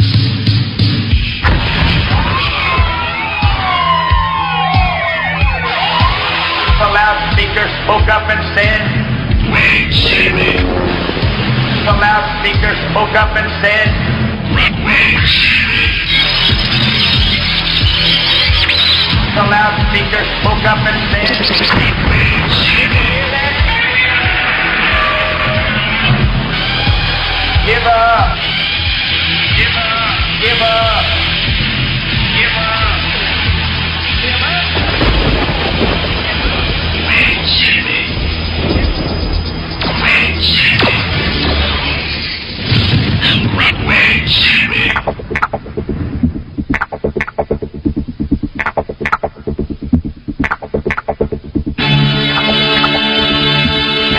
I'm Clyde Lewis, and this is Ground Zero. I just got a phone call from my fiance, who is very concerned about me, and she's getting a vibe off you, Sandy. She says that she's getting a vibe off you, and she's described you to me, and she described you to a T. Wow. And Janine was the one who told me that, if I came here, I'd come in contact with something that was very dark, and I did. And it was, and I don't know if she knows, because, sometimes she listens to my show and sometimes she doesn't, but I don't know if she knows what happened to me last night. And I don't think that she knows that I was attacked. Yes. And And after what you heard in the description, what happened to me. Oh, yeah. And a lot of people are saying that they've seen the video and they were also concerned. And the thing is, I was watching the video myself. And it was odd because, you try to keep your composure. And that's what I tried to do. I tried to keep my composure, and it was hard to do. And what made me cry wasn't the fact that I said I was scared. But I was scared only because of the fact that I felt as though I was about to die. I know. And in fact, for those of you that don't know, last night when we were doing this investigation, what had happened is that during the investigation, the ghost hunters, the ghost investigators were calling on the ghost and becoming very aggressive with the ghost. And I had no idea this was going on. They were doing it on their own. And so when it happened, first of all, Crystal was affected. And she was affected by crying. She started crying, and I was asking her a few questions. Maybe it was coming up being a little harsh. I didn't want to be harsh because she's adorable. I didn't want to be harsh to Crystal. I just was, I do a radio show. Sometimes I come out being that way. But no, I think it was that she felt what I was feeling. And I know that she was very sensitive to this. And she's had her encounters with the spirit, with this entity. And so after it was over, after I had talked with Crystal and with Central Valley Paranormal, what had happened to me was, and you can listen, and we're going to play the clip. It's the panic. I call it the panic because you hear me trying to keep my composure, but you're also hearing me trying to breathe, and I can't breathe. And you see in the video that was posted online that I have to leave the table. I go outside, and I have to actually get my composure outside near a tree. And it was the only thing I could use to position me because I felt so tired and so weak that I could not stand. And then finally I came back after a drink of water and feeling okay. I was back on the air and doing it again. But for those of you that did not tune in last night, did not know, and by the way, when I did have the breakdown, it was interesting that XM Radio, the satellite radio company, actually pulled the show at that moment. They pulled it off the air, and we're not coming back. We will not be on XM at all, unless I'm sure people call and thank them for having Ground Zero on, but XM Satellite Radio pulled the show, and we are going to be off. It was XM Channel 246. They pulled it right in the middle because we had to go to a commercial break because I couldn't get my composure, and I think they realized that it was out of control, that something horrible was going on. They cut the entire show, and it's not coming back. So, for those of you that didn't tune in last night, that didn't hear the breakdown, we have a recording of the moment when it happened, and here it is. This may be the thing that'll give them that proof. Maybe something that will wake them up to the possibility. Right now, I'm having a panic attack. Hold on a second. Hold on. Excuse me. This is not good. What? Am I going to be okay? I don't know if I'm going to be okay. Where is everybody? Are they going to come in here? Are they monitoring anything? I feel alone here. I don't know. Okay, hold on a second. I'm sorry. What is going on? Something's happening in the room. What's going on? Are you feeling anything? You're feeling something too? Something's going on. Where are the guys investigating? Get them in here. Something is going on.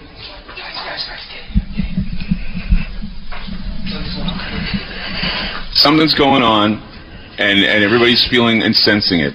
What do you got? Here? I don't know if it's here. Ask the question. Richard Gaikowski, if you're in the room, show me that you're here somehow, because I'm feeling a little weird and uneasy right now. I'm pegging out where? Show me the other meter right now. Does anybody, do we have the live stream up right now? Do we have a live stream, Olaf? We do? Okay. Do you have a URL I can give to people? It's on the Facebook page? Okay, on the Facebook page right now we have a URL.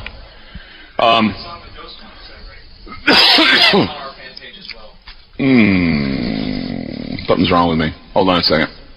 I sent it to James. You sent who? I sent the link to James as well. Okay.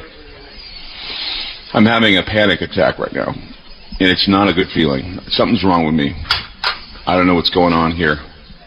Yeah, I have the waist cam right by me. I may throw up. I can't believe this happened to me right now on the air. What? No. Wait, hold on. Oh my God. Okay. This is scaring me. What's going on here?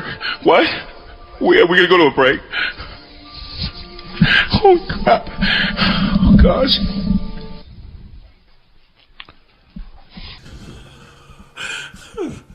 I'm sorry. I'm sorry. Why don't you go? Yeah. I'm going to break in and wrap it up. Okay, please break in and wrap it up. I'm sorry. Something's going on here. It's scaring the hell out of me. Oh my God. Ladies and gentlemen, you're listening to a live broadcast of Ground Zero with Clyde Lewis from Martinez, California. An investigation into the Zodiac Killer has taken a disturbing turn. We have another hour broadcasting nationally. If you want to call 888-673-3700, get involved in this episode. We will be back more with this harrowing tale. This is Ground Zero.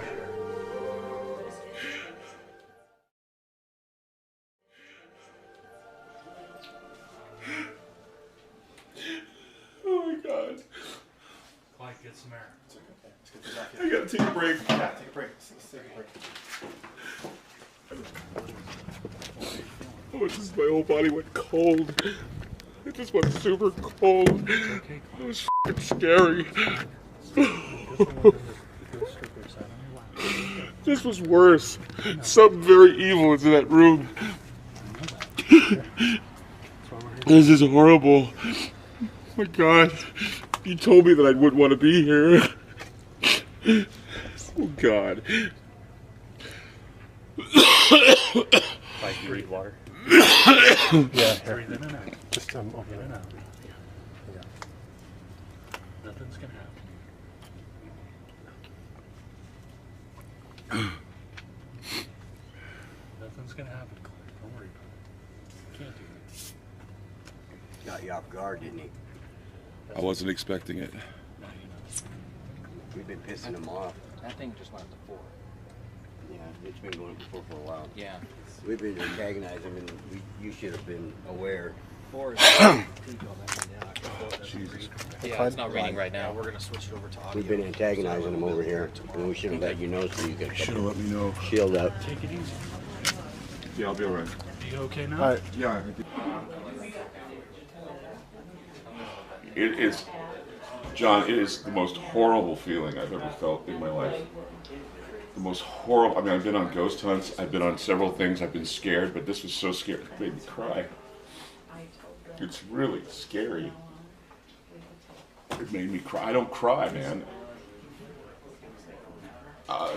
It was just a very cold and frightening feeling. It was just the most, I mean, I felt like I was going to die. I felt like it was just going to come out of me. I felt like everything was going to, you know, it just, I don't know what's going on. He just did you what he did to all of his victims. He caught you unaware. Well, I just he's felt, proven a point. You okay now? I felt, That's what he did. I don't know, it just felt like, Clyde, get mad. huh? Get mad. I've never felt like that before in a ghost investigation. This is legit. It was because everybody was trying to. I've never felt like that before. Jesus Christ. I just can't believe I felt like that, man. I mean, I've been able to brave a lot of things. I mean, God, I've stared down demons. This is not good. Oh, this is not good at all. Okay, I want you to just like for when you start to feel that come back, just go. Okay. I want you to do it as deep as you can take it in, and slowly release it. Do that until you start to feel calm. It's a. Yeah, I'm sorry. I've never done that before. No, I've never seen you do that before.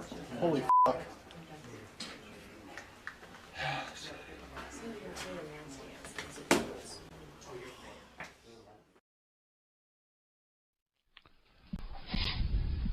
That was very scary.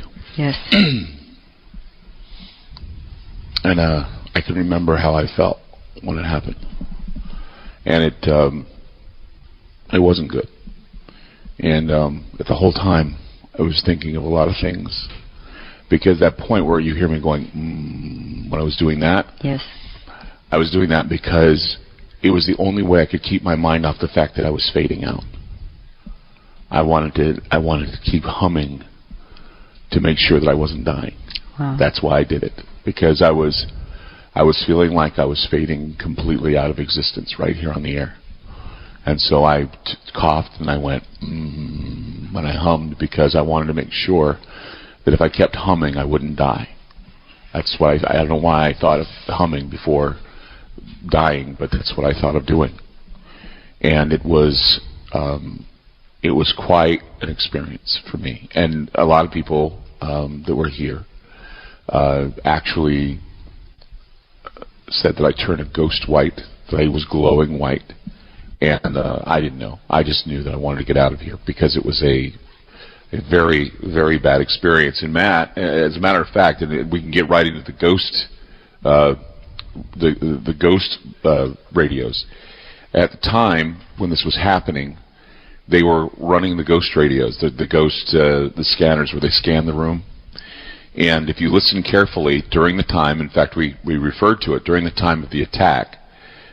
There's a cut we called it Clyde. And the reason why is because whoever was on the radio or whoever was speaking in the room at the time of the attack mentioned my name, and here is that clip. And as Larry and Roger were confronting the ghost when we had Crystal on with us, and at the time that this ghost attacked me, you'll never guess whose name was mentioned in the room picked up by the ghost box. And we're going to play that right now. Listen very carefully, and you'll hear the name Clyde as it's spoken. Here we go.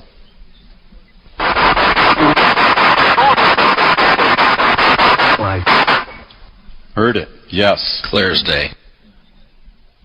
Let's play that one more time just so people can hear it again at the end of the... And as Larry and Roger were confronting the ghost when we had Crystal on with us, and at the time that this ghost attacked me, you'll never guess whose name was mentioned in the room picked up by the ghost box. And we're going to play that right now. Listen very carefully, and you'll hear the name Clyde as it's spoken. Here we go.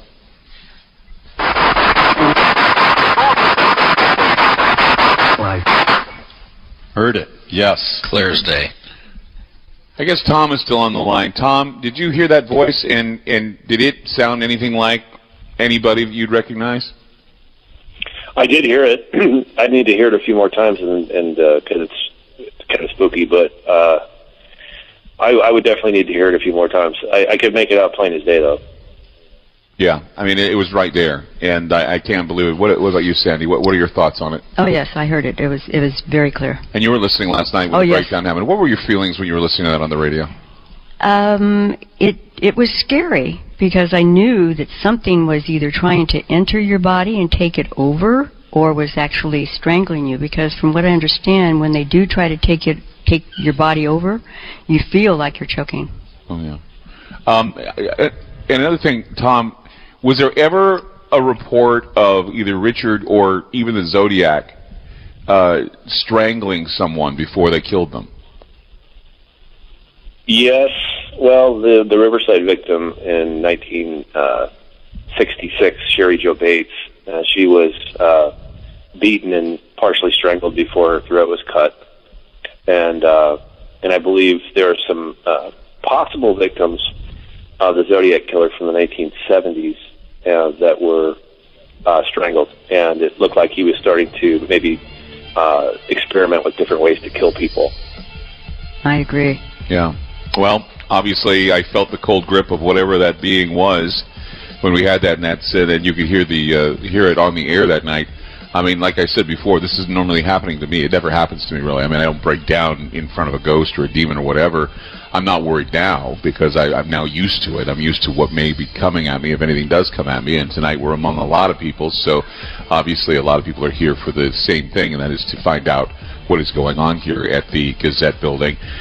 Tom Voigt's with us. Also, Sandy Betts is with us. And your calls, 888-673-3700. That's 888-673-3700. More to come. Keep it here on Ground Zero. This is Ground Zero on FM News 101. More with Clyde Lewis and Ground Zero on FM News 101.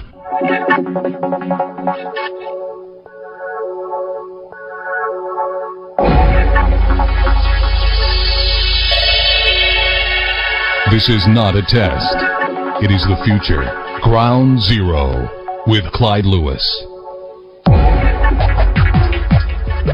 Tom Voigt and Sandy Betts are with us tonight on Ground Zero. We're doing the investigation, continuing the investigation, second day into the haunting that's happening at the Martinez Gazette. We are in Martinez, California. And I wanted to ask Tom,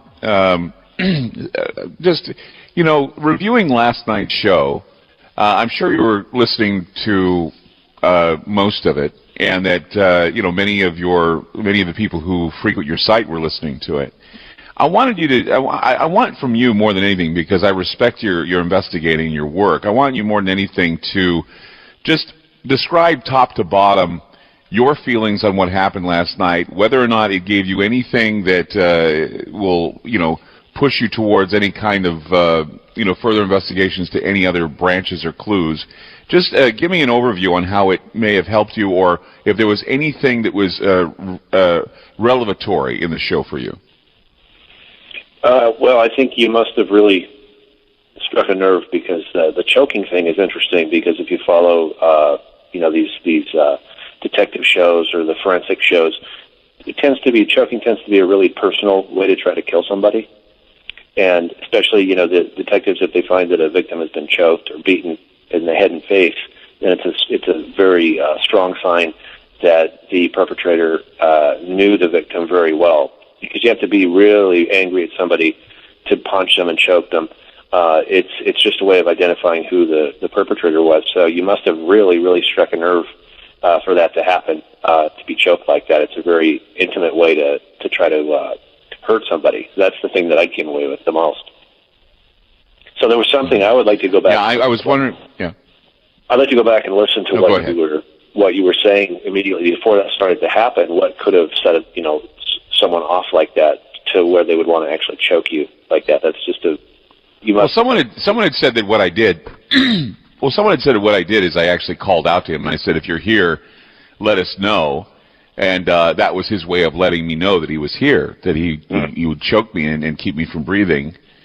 And that it was also when the Ghost crew was calling him out. I mean, they were over there calling him out. In fact, Roger Cluten, who's with Northwest Ghost Recon, actually called him a coward. Now, I don't know why. I mean, it was spoken of why they would call him a coward, but I guess he felt like he could take on the spirit. And at the time, and I couldn't find the recordings today, but I do remember, and we were listening to this last night. I had Roger in my room, and I had the crew in my room.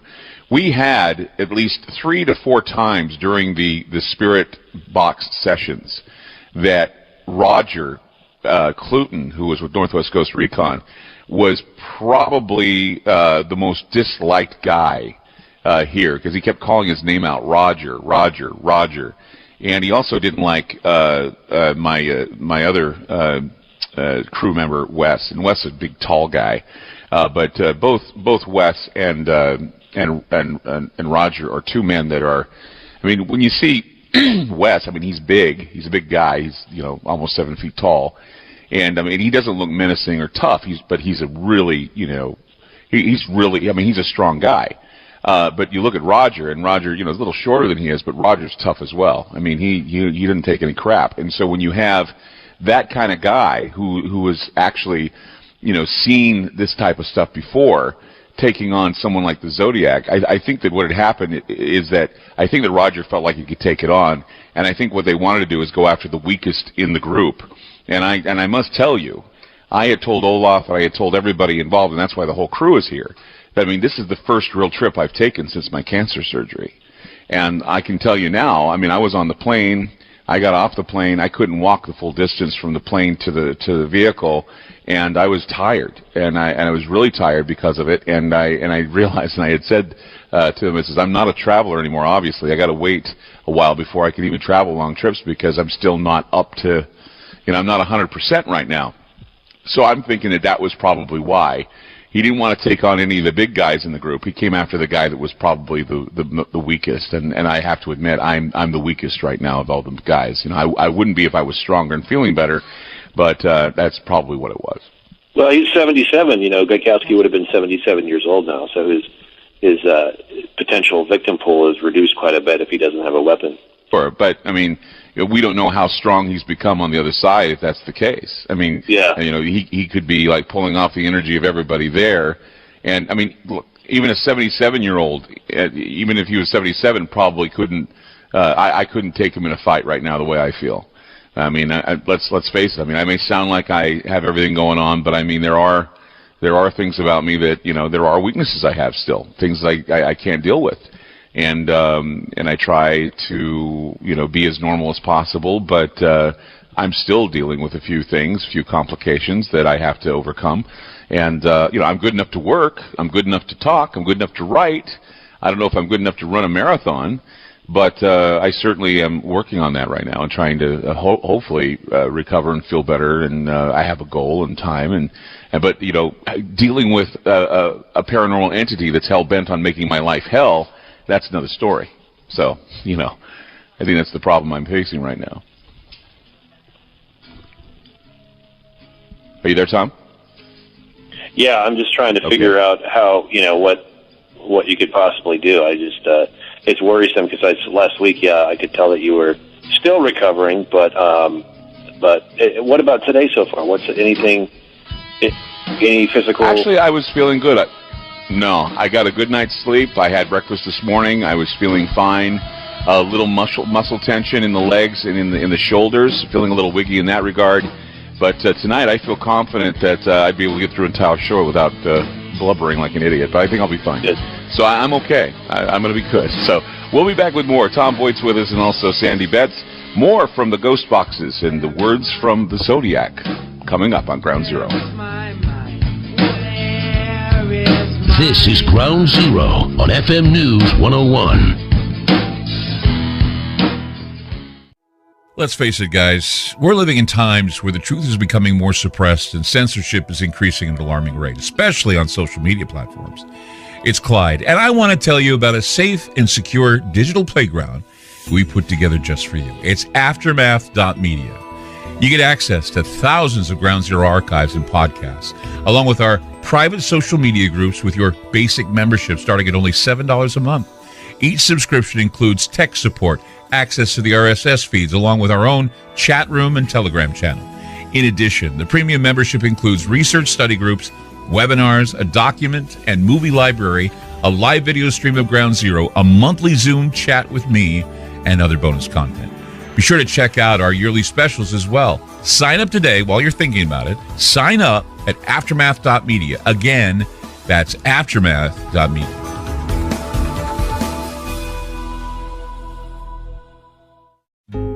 Hey guys, it's Clyde. We've had a lot of requests for Ground Zero merchandise, so we put together an online store with a big variety of high-quality items. I'm really excited to let you know about these things. We have a lot to offer you and your loved ones.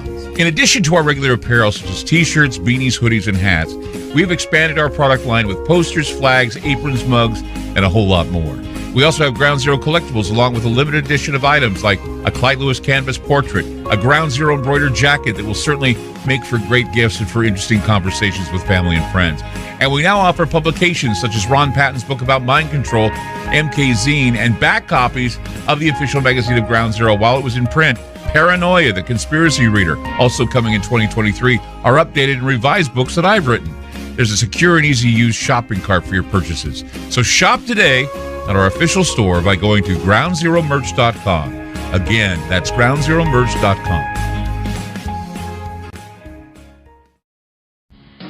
This is Ground Zero with Clyde Lewis, the Oregon Association of Broadcasters Personality of the Year on FM News 101.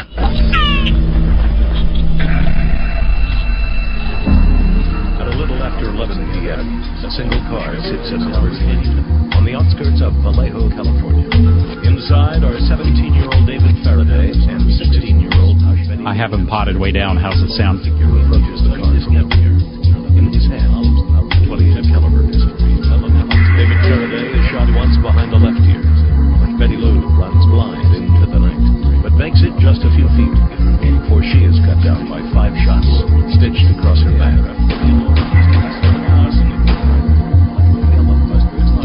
The teenager lies dead where she falls.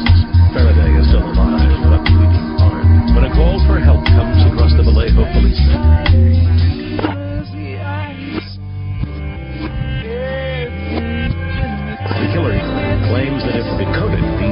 papers will reveal his identity. And no one can break his silence. The NSA, the FBI, nobody can break it. But a high school teacher in Salinas, California, sat down with his wife over the weekend, and they just simply did not let up, and they found the motive for the killer's crimes. George, you still looking at Art Lee Allen's Zodiac? And I said, yeah. He said, well, I'm in his living room. And I said, what are you doing here? He says, he's on the floor dead.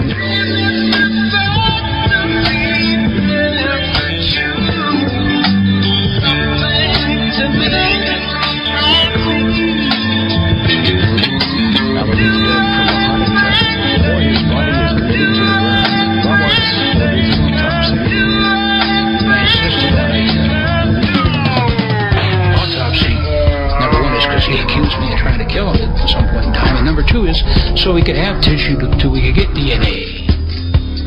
But is that really the final twist in this tale? It appears not.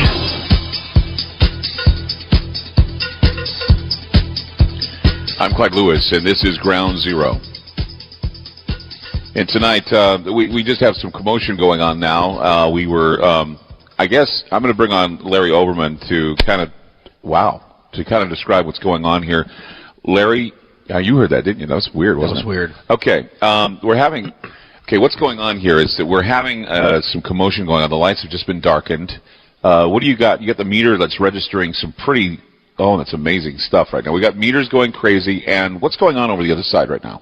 Well, over on the other side, we've got Roger and Crystal, and they're talking and asking questions, and it's actually turning the flashlight on and off. What flashlight is that? It's a standard issue mag light running on AA batteries, laying in the middle of the desk, turned off. And so it's turned off, but it keeps coming on. It's powering up with the switch off. Yeah, that's correct. And they also have what is that? That they have a heat sensitive type of they got a camera, FLIR camera over here, and we're also running a laser grid. Okay, so you're running the laser grid, and Roger is actually sitting in Gaikowski's area. Mm-hmm. He's sitting in that area right now, and they're all gathered around that area. Everything's darkened now, and they're watching it because of the activity. And I was also told that maybe we should hook up the Spirit radio to see, if we can get anything now. Ghost box. Yeah, the ghost box. So let's see if we can find anything here. Hello, is there anyone out there? Speak to us now. Sitting trying to speak. Who are you? Who is it that wants to speak? Hello?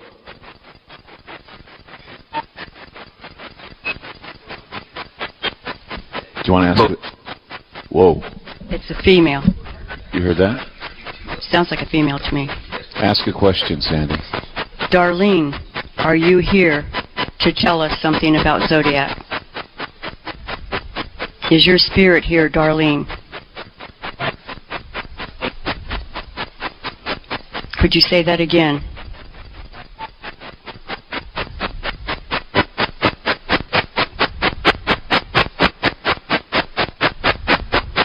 Darlene, is that you?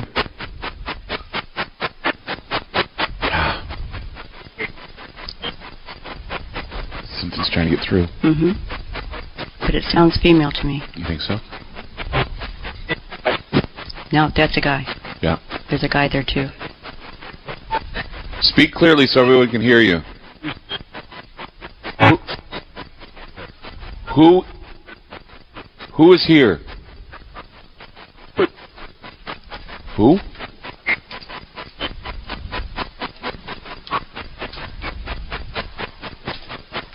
You got any activity over there, Raj?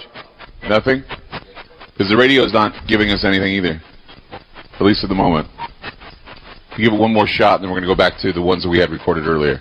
You. Whoa. You. What? Speak to me. I heard you. Tell me something else. No, God. Whoa. What? What happened? That's my light. We had two lights go on. Two lights just went on. Yeah. That's a woman. Just heard the woman speak. We just had a woman speak. Darlene, is that you? That was the guy answered then. Yeah.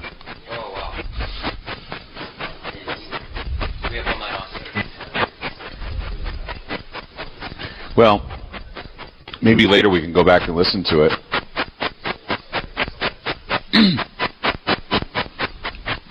Yeah, when those two lights came on, it just went crazy. We could hear it. Well, I'll tell you what. Let's just put this on pause for a moment and wait for a moment here. I want to play you something, and I know that the audience hasn't heard this, but throughout the whole night last night, we were calling out to whoever was here in the studio. And I want Tom on the phone so I can hear his reaction to this, because Tom has not heard this at all either. So, Tom, we have a recording of us asking on the radio using the Spirit Box who the Zodiac is and whether or not it's Richard Gaikowski. And so there were at least 2 times where we've got confirmation. The first one is a track called Geik Yes.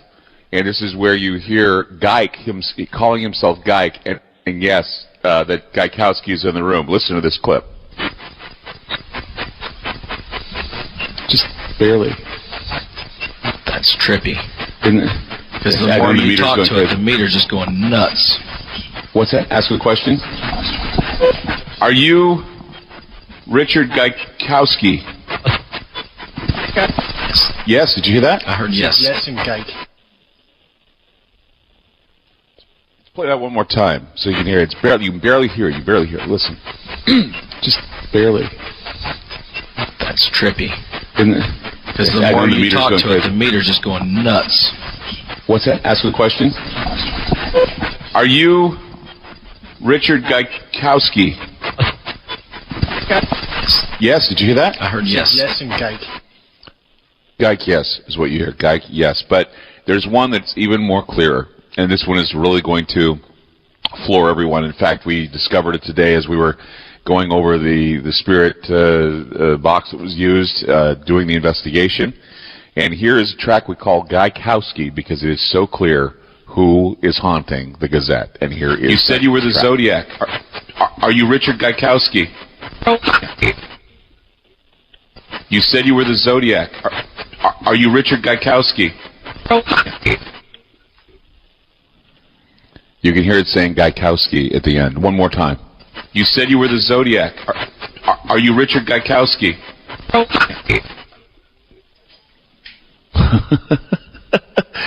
So what do you think of that? I definitely heard it. I'd like to hear the first one where he says Geik. That would be. I could barely hear it, but I definitely heard the other things, the Gaikowski, and then when. Okay, let's play Geik Yes one more time so Tom can hear it. Let's hope that he can hear it louder. But it's just barely faint. Just barely. That's trippy. Isn't it? Because the more you talk to it, the meter's just going nuts. What's that? Ask a question. Are you Richard Gaikowski? Yes. Did you hear that? I heard yes. Yes and Geik. There was Geik, and then a whisper yes, and then of course the track Gaikowski one more time. You said you were the Zodiac. Are you Richard Gaikowski? That's weird. That's great. And then we ask again the track, Are You the Zodiac? Right here. Listen to this. Are you the Zodiac? Tell us. Did you hear yes? No, I didn't hear yes. I heard yep. There it was. Yep. Oh my God. Did you hear that? Are you the Zodiac? Tell us. Did you hear yes? No, I didn't hear yes. I heard yep. There it was. Yep. Oh my God. Did you hear that? He says yes to the whisper, and then he says yep really loud. And then when we asked, a listener actually called the show, Tom, and he said, how many did you kill? And here is an interesting answer from the Zodiac. Hold on. Ask it again. Zodiac, how many people have you killed? 7. Did you hear it? I did. Did you hear 7? Yeah, 7. Hold on. Ask it again. Zodiac, how many people have you killed? 7. Did you hear it? I did. Did you hear 7? Yeah, 7.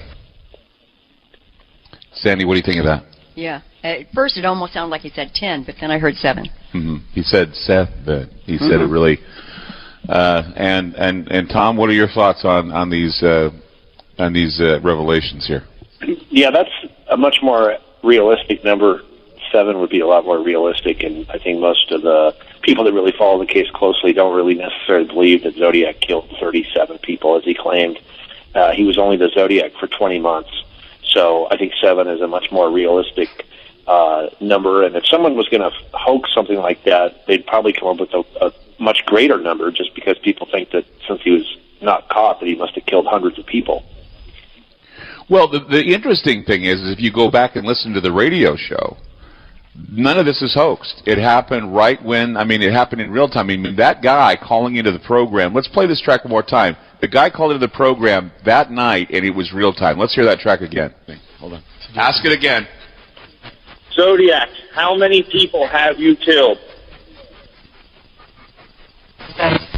7. Did you hear it? I did. Did you hear 7? Yeah, 7. There you go. Yeah, that can't be faked. Yeah. Yep, that was live. That happened live. I mean, some of these, were done afterwards or during the show, and that was live. A caller asked that question of the box, and the box said 7 when he asked the question, and it was amazing. I don't know if he heard it on the phone, but we certainly heard it here in the studios, and we certainly heard it here at the newspaper. That's the actual number of the definite Zodiac victims as well as 7. Mm-hmm. Yeah, I was surprised. I mean, it came through loud and clear. As much as I was surprised, and that's the thing is, we were in the I was in the hotel today, busily trying to grab most of this off the radio because we do have archives, and there were some others I did not bring that were even as clear, like calling out the name Roger, of course, calling out my name after it attacked. And the one that really threw us was the Gaikowski. The Gaikowski. We heard that, and as we were playing it over and over again, we go, that has to be Gaikowski, because it just sounds, even if it's not that clear, it sounds like it's trying to come through as Gaikowski. Let's play that track one more time, quickly. You said you were the Zodiac. Are you Richard Gaikowski? You said you were the Zodiac. Are you Richard Gaikowski? Yeah, I think that's plain, and I think that's definite. We've documented it, and this is something that happened in real time while we were doing the investigation. You can't fake that. You just can't. Tom Voigt's with us tonight on Ground Zero, Sandy Betts, and the investigation continues. They're all gathered around the area where Richard Gaikowski sat, and we're having some activity going on right now. Give us a call, 888-673-3700. That's 888-673-3700. We'll be back. This is Ground Zero on FM News 101.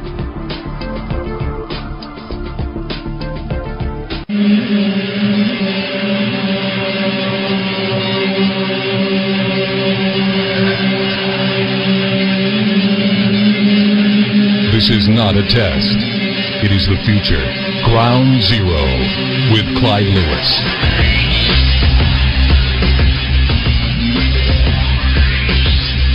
Triple 8-673-3700. That's 888-673-3700. We're going over some old pictures, and we're with Sandy Betts tonight. And the reason why we're going over some old pictures is because Janine, my fiance, just sent a composite of what she thought you looked like when you were younger. Yes.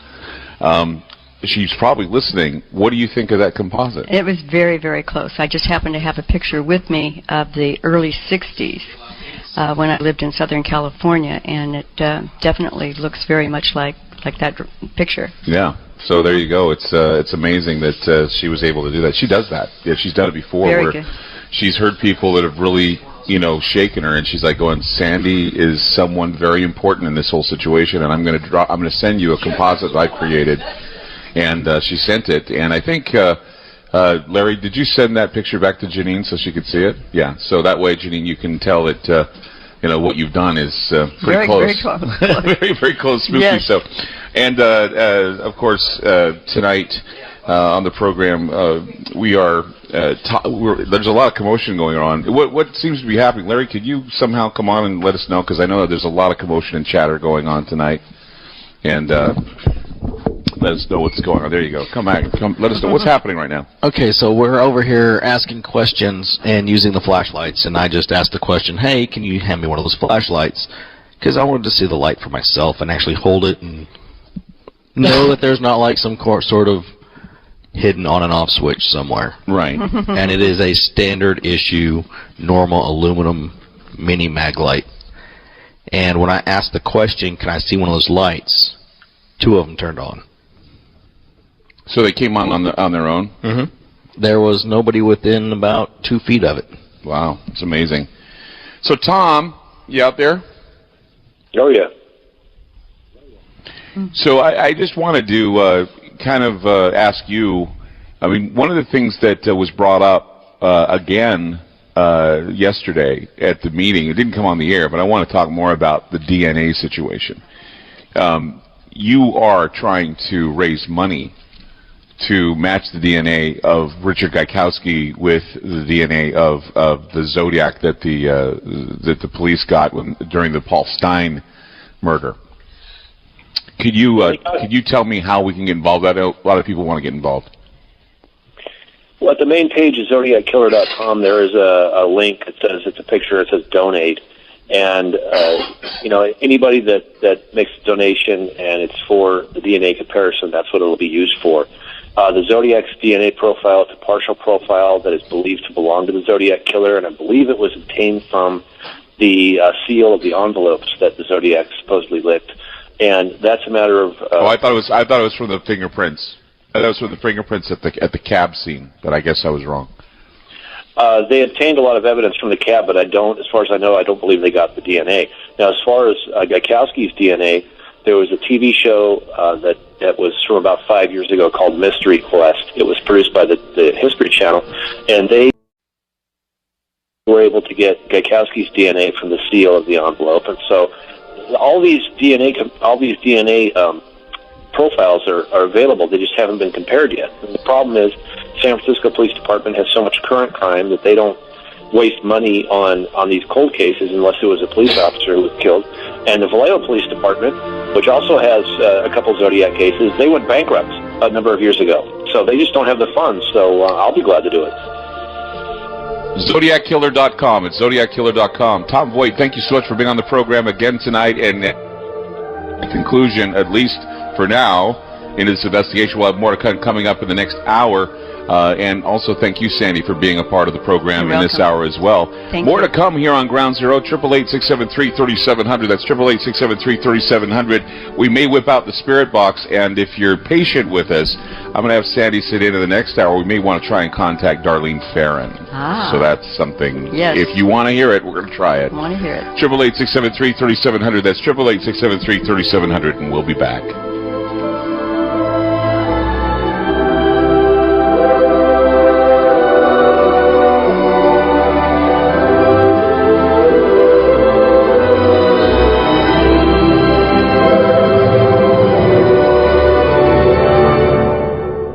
If you're waiting to be told to react and prepare, I would say to you now, the wait is over. Stop waiting to prepare. Get prepared now. Now's the time you're in the clear. Get prepared now for something. Get prepared now. I have an area on my website. It's called PrepareYourGroundZero.com. PrepareYourGroundZero.com. Write this down. Go to PrepareYourGroundZero.com. Check out what's at that website, and I'll tell you what. There are a lot of things on there. Anything from seeds to pantries to 72-hour kits to backpacks you can bug out with. PrepareYourGroundZero.com. Hello. You are about to experience Ground Zero, an on-speaker experience. Cuts through the crowd.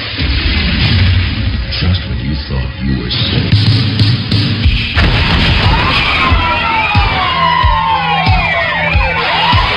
The loudspeaker spoke up and said, "Wait, Jimmy." The loudspeaker spoke up and said,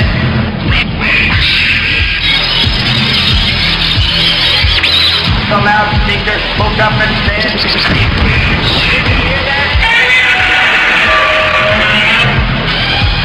give up,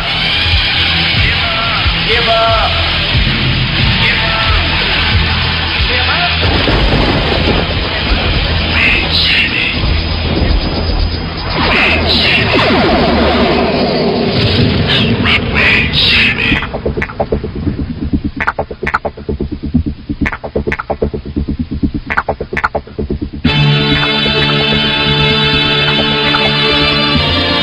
Clyde Lewis, and this is Ground Zero. The numbers to call tonight, 888-673-3700. That's 888-673-3700. Tonight we're here in Martinez investigating the case of Richard Gaikowski, former editor. Also, we're looking into the ghost. You heard the ghost box and what it revealed about who we're chasing after tonight. Once again, you know, there is no doubt now that what we're dealing with is we're dealing with an entity who says that he's the Zodiac, an entity who has named himself Gaikowski. And so, yes, Richard Gaikowski is haunting this place. Richard Gaikowski, according to what we have found, claims that he is the Zodiac. Now, that is if the entity is Richard Gaikowski and if the entity is the Zodiac killer. We have documentation that says so, but we have been told that, you know, there are many people that say that they could be lying to us. We know that with all the things here in the room tonight, the symbols, we have that we actually Sandy brought in the I guess you could ceremonial headdress and I guess you could call it the shawl that was worn by the Zodiac, found in her car. I mean, and we have said before that in the patterns that we see, the adopted symbols of the Zodiac are seen now with the reappearance of the Golden Dawn political party. You're seeing the flags with the Odin's cross, which of course is the Zodiac's cross. And when you're dealing with things like this, we've talked about many times morphing resonance and how there's a memory, and there is a memory here that seems to be residual. And that residual memory is being kept here in this newspaper building. And another thing that this also brings to mind is when Albert Einstein called this what is known as quantum entanglement. And when he mentioned quantum entanglement, he kind of, I guess, took the mystery out of it by calling it spooky actions at a distance, meaning that there are things that happen that you see at a distance that are just spooky and terrifying, and you can't really put your finger on what is going on. And so what you have to do is you have to somehow find yourself some symbolism that you can go by. And there was plenty of symbolism with the Zodiac, obviously. There was plenty of things that were said, bodies that he would want to have as slaves in the afterlife. He believed that what he was doing was he was committing murders to cause a revolutionary change, and many people would argue that when he was doing his killing, it was when President Johnson passed some very strict gun control laws. You know, the Zodiac killer, along with other killers at his time, believed that they were killing for the reason and making their intentions known by sending all kinds of strange coded messages. And that's why for a time I had said that I thought that Ted Kaczynski was the Zodiac, because what he did is he sent manifestos and coded messages and everything. And I think it's just the modus operandi for these ritualistic killers. And they have these, I guess you could say, fundamental things that they do. I remember it was Manson. He said to the girls, he said something to the effect, he said, when you do these types of killings, you need to leave behind witchy things, sigils, symbols that will remind people that there is a power that is darker, that is behind this. The artist in charge, I guess, Satan himself, the devil, the dark knight. And as I said before, when we're looking at the 60s and 70s, you're looking at San Francisco, and this whole area here was a center of occult activity. This is before, during, and after the Zodiac killings. I mean, in fact, I was talking with Dave Paul today, and Dave Paul had reminded me that Jim Jones of the People's Temple originated here. The cult that went to Guyana and ended up committing suicide started here. The Bohemian Grove in Sonoma County, which isn't far from here, where our leaders get together and have mock sacrifices to an owl. The Church of Satan was organized here, and Anton LaVey's Black Church, of course, was founded in San Francisco, and it was basically a hangout for some of the elite. And many people, as we heard from Sandy, such as Darlene Farron, may have been involved with this type of activity. And there's also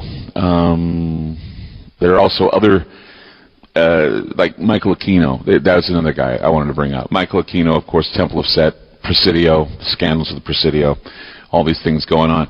I guess from your standpoint, Sandy, I mean, you're surrounded by all this. Did you escape it, or were you involved with any of it too? I dabbled in some of the occult stuff. How deep did you go? Not very deep. Just it was just sort of a fun thing because we didn't take it all that serious. Curiosity, mainly, I believe, and it wasn't just me. It seemed like everyone around me during the mid '60s had a curiosity about it. How far did some of your friends go? I mean, that's the thing, is that I go back and I say to myself, I look at the pattern. And there's this pattern of occult activity and this pattern of amorality that existed from 1963, or actually 1966 to 1973. And I point out that, Time magazine had that big cover that said, "Is God Dead?" And at the time, that generated also Rosemary's Baby, the film, Roman Polanski, Tate LaBianca murders, all these things going down, Helter Skelter, Manson, zebra killings, which was a race-motivated killing, and of course the Zodiac.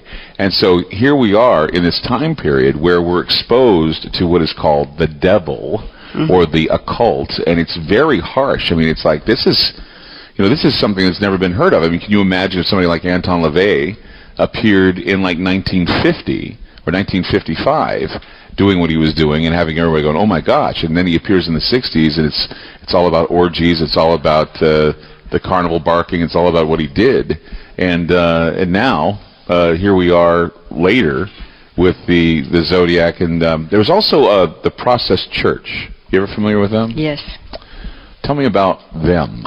What exactly were they involved with? Well, they believed that Manson was definitely connected to the Process Church, and Aleister Crowley, he wore a ceremonial hood, and they thought that Zodiac may have copied him and also believed in his beliefs. And that could be. I mean, I can only speculate that might be what it was, that Zodiac really was into the satanic cult stuff. I know that I've had burnt upside down crosses put in my yard and dead animals and things like that from my suspect. So I know he definitely was into satanic things.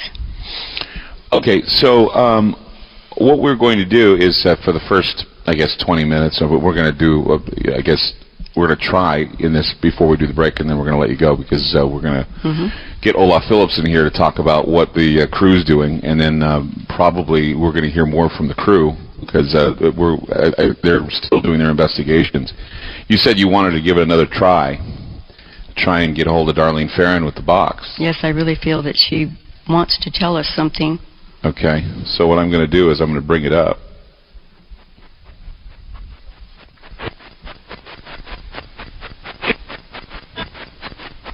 Now, if you have some patience with us, we're going to have Sandy try to call out to Darlene.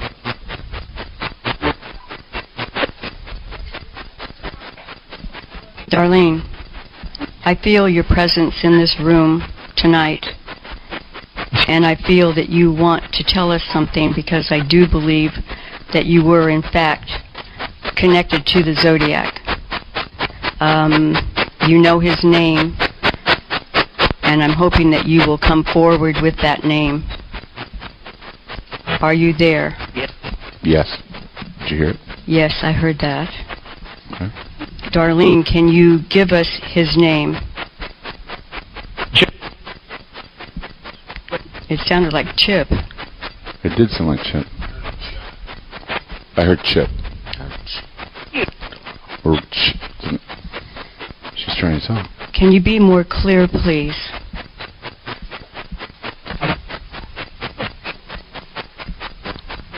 Do we both know who this person is? Yep.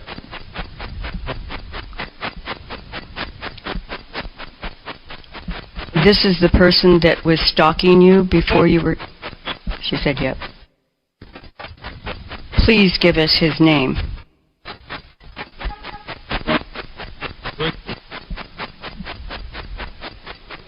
I couldn't make that out. Could you give us his name?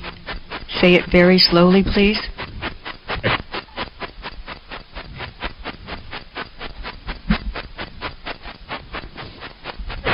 Darlene? Darlene? Give us the name of your killer. Could you do that for us? Darlene?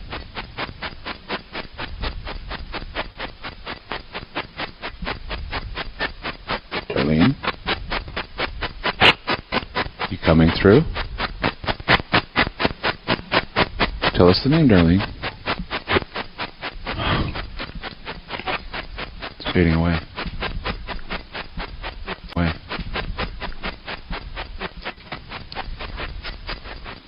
This is Ground Zero on FM News 101.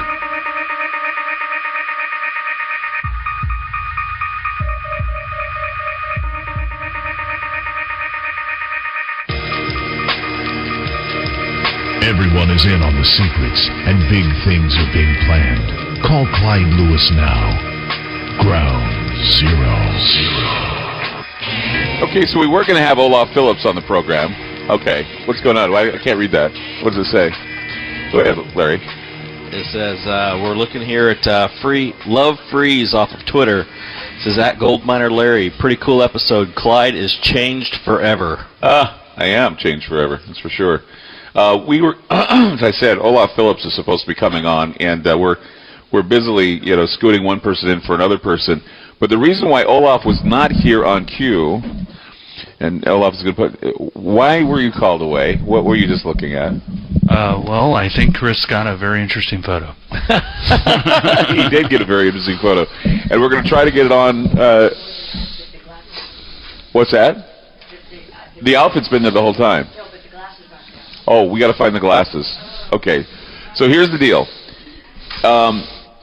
Upstairs, near the attic, they were snapping pictures, and the hood and the, I guess you call it the sash or whatever it is that the Zodiac wore that was... It's like a smock. Yes, like a smock that Sandy had, was sitting here on the counter.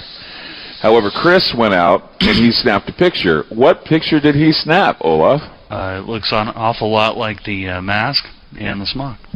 Standing in the window. Standing in the window. That's amazing. And Sandy saw it too, and she was like shocked. It's a shocking picture. We're going to try and get that up as soon as possible. I don't know. Did he send it to you? We're trying to... I don't know if Chris... You can Where's go ahead, Chris? Go ahead and talk. Yeah, get Chris in there. Where's Chris? Yeah. Yeah, so we can get that picture up, because I want everybody's got to see this picture. This is an amazing picture of what appears to be a Zodiac. So, Olaf, you organized all this. I did. And so what do you think of everything that's happening tonight? I think it's shocking. I mean, I've seen a lot of things. I've seen a lot of weird things. You know that. We've done a lot of weird things together, but I've never seen flashlights turn on and off. The photographs that they're getting out of the attic are amazing. Shadow people walking around. I mean, it's shocking. It is. It's very shocking. And the whole... I think the whole... I've never seen you be choked either. No, I've not had that happen before either. And I think that this whole... I mean, I remember when we were discussing this as we were driving in, you were telling me that we are going to have an experience.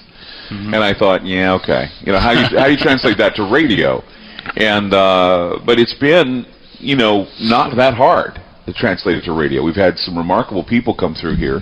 We've had, some remarkable pictures and some video and all kinds of things. Well, and you got choked. I mean, that's about as remarkable experience you can have. You're loving that, aren't you? I got choked. Well, I mean, you also had a ghost appear in your lap. Yeah, right. At one time. That was a long time ago, though. Yeah, but I mean, having a manifestation that's strong enough to choke you, and you're not a small person. Right.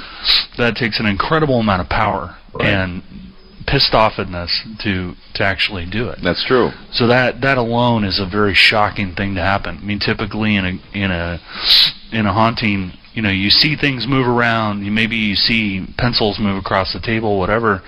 But the actual manifestation of solidity enough to touch you, not only wrap their hands around you, that's insane. Well, I'm completely awestruck by what But see, happened. I'm completely awestruck by. I mean, we have some pictures on the website that we've taken. Oh, the photos are shocking. Yeah, they are shocking. The face, the screen, the face that's in the one picture, and then the orb, and then of course whatever that entity is. I mean, people are trying to look at it and trying to find something there. I don't see anything. They except were taking photos of Crystal just sitting there, and there's one where something went across the field of view of the camera.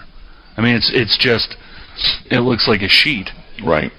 You know, that, I mean, I was there when they took the photo, and there was nothing there. Now, what was the flashlight experiment? People were freaking out. I was noticing the flashlights were going on and off. Well, they were asking questions and telling them, if this is true, turn on the flashlight, and the flashlight turns on by itself. And they were turned off on the button, or what was? Well, they were screwed off, and then suddenly they turn on. Oh, they're mag lights. They're mag lights, so you screw the head. Right. And nobody was within 2 to 3 feet of the thing, and it just turns on. Right. And I was noticing that Brian was actually, he was excited about what he was seeing, and so, yeah, I mean, it's just, I mean, having people... And the meter's going nuts. Yeah, I know. Meter has been going nuts tonight, and there's a lot of commotion going on. Your terminal disconnected? Right, it did. We just found out that we were disconnected during the Darlene Farron contact. Right. And I'm sure if we can go back and listen to that again, we'll probably be able to find some things. So, Chris, did you get that picture off so we get on the website? We need to get people to see this picture. We need it. Okay, it's sent to Larry. Larry, get that off. We want to get that on the website as soon as possible so people can see that we did get the Zodiac. How did you send it? On we got the Zodiac right now on picture, and we're going to get it out to everybody so they can see it.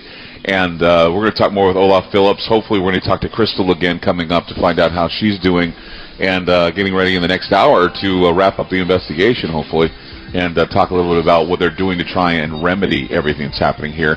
If you have any questions tonight, 888-673-3700. That's 888-673-3700.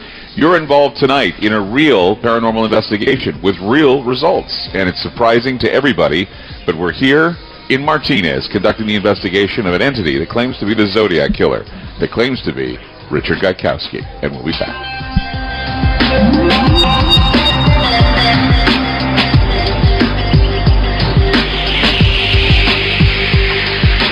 FM News 101 KXL. More with Clyde Lewis and Ground Zero on FM News 101.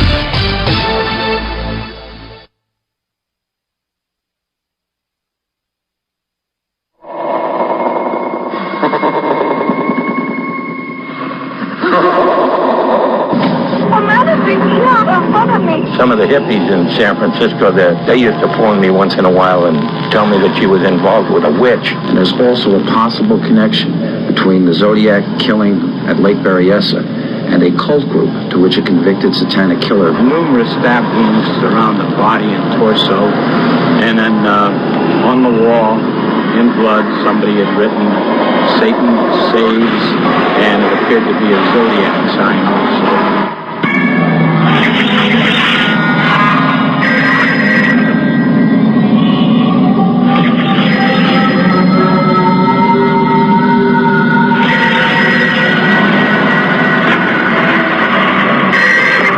Police Department. I want to report a double murder.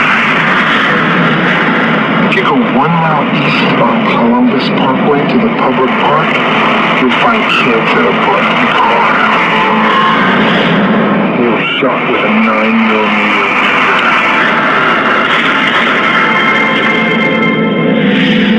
I also killed those kids last year. Goodbye.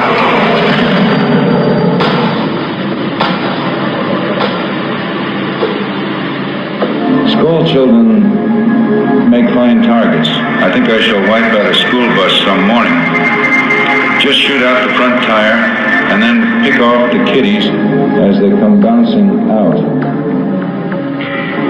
This guy is a pathological psycho killer.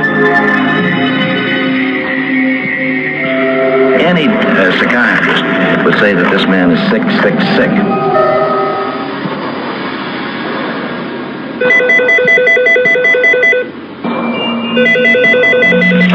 Just tell us what's going on inside you right now, Sam, please. I have headache. All right. How long have you had those headaches, Sam? long time. Since I killed a kid. I'm Clyde Lewis, and you are listening to Ground Zero.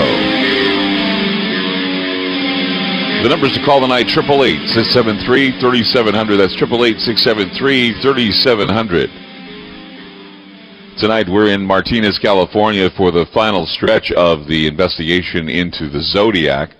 And the Zodiac killer, of course, haunting this part of, actually haunting the newspaper, the Gazette newspaper. It's an old newspaper that is here.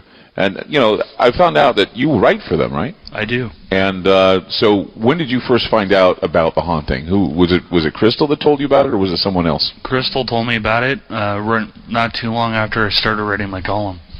And did you experience anything with the Zodiac while you're here? No. You know, I've done the ghost walk that Central Valley Paranormal does on the Fridays. And no, I didn't sense anything. Not until tonight. I mean, I can feel it here. So you know tonight because of the fact that... well, it started the day before you arrived. We came in the night before to kind of figure out what we wanted to do. And we were talking about Richard. And where I was standing, kind of right over there, the temperature dropped by 15 degrees, exactly where I was standing. And you could just feel the heaviness. I mean, every time I've ever come in here, I feel the heaviness. It's kind of like a denseness, like high humidity. You know, that you're walking through gelatin. I've always felt that in here. That's the way it felt, you know, when I was coming in at first, too. I mean, I felt like... You're walking through a wall. Yeah, well, it felt like you're walking like you're swimming, I guess. It's kind of a swimming feeling. Right. And, you know, and not only that, but, you know, it's not because I mean, when I first came in here, honestly, you know, we had the lights on, and it was kind of... You know, it didn't matter to me. It's kind of like, oh, this is kind of silly. Well, you feel it anyway. But yeah, but then after the lights went down and after everybody got seriously into, you know, discovering and looking into what was going on, it seemed that everything started happening and very active. And there are, the thing is it's not a constant active, and it's like it comes, it goes, it ebbs and flows. And but when it comes hard. It's intense. That's the dip. Yeah. Because it takes a lot of energy to do that. So it's going to dip and then it's going to come back really hard. Right. Now, I wanted to ask about, and we didn't really go back to that, and I did get to see it. There was a generator that blew up when we first were talking about... One of the EM pumps, basically... now, explain what an EM pump is. So it's a device that generates EM... like an EM field, and the theory is that if you flood an environment with EM energy, that the ghost can manifest. Right. That they use that energy to do stuff. Right. So we set up a number of them up in the attic, and one of them, basically the motor came off the mounting. It was hot glued on, and for some reason it actually separated from the glue and fell off and was rattling around inside the box.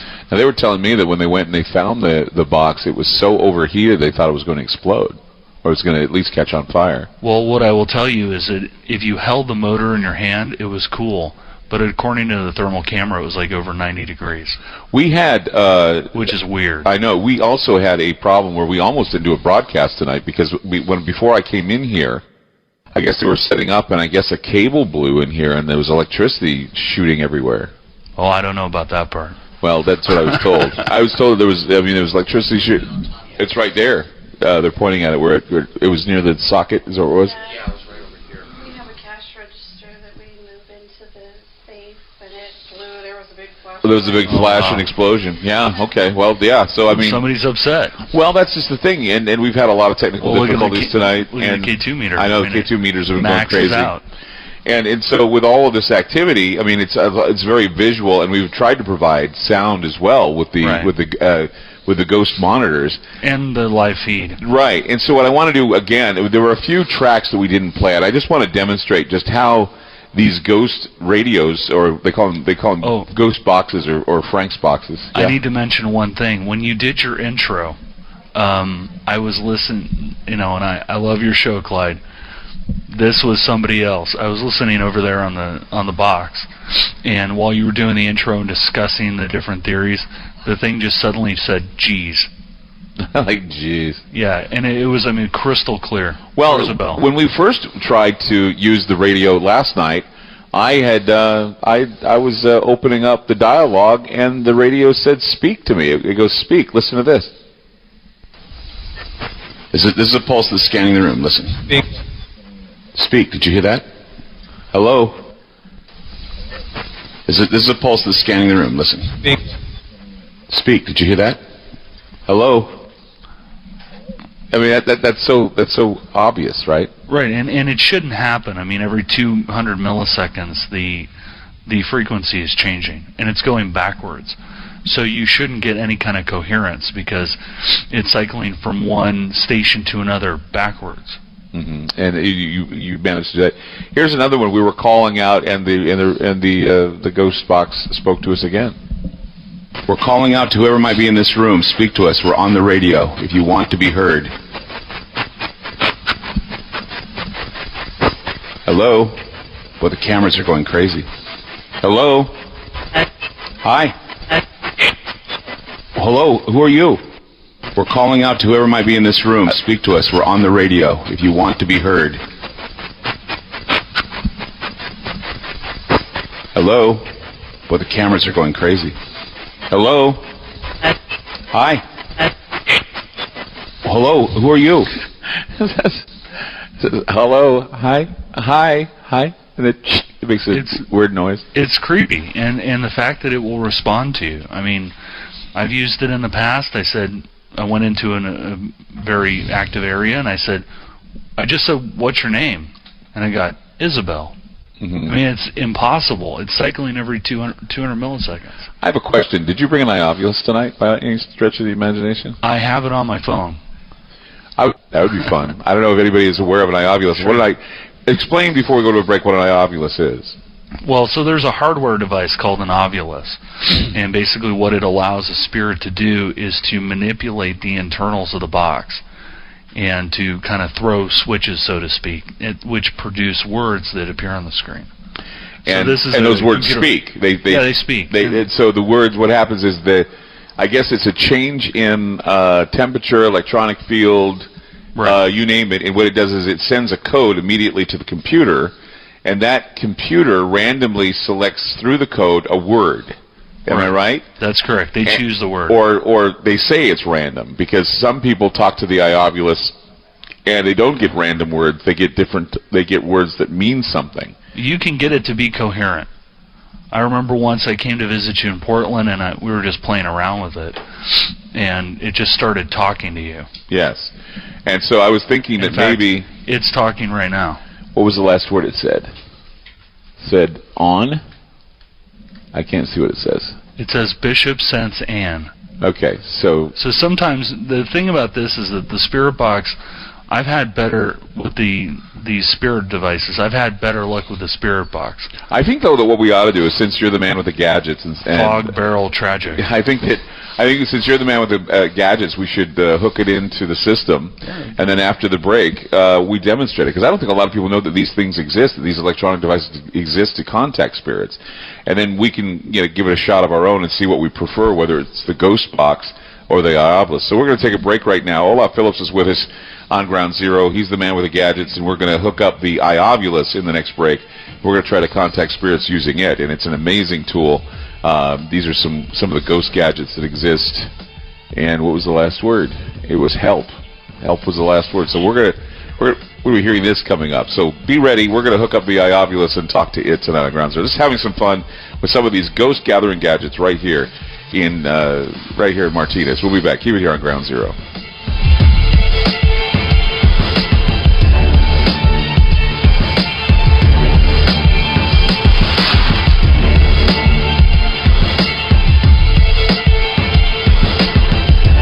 FM News 101 KXL. More with Clyde Lewis and Ground Zero on FM News 101.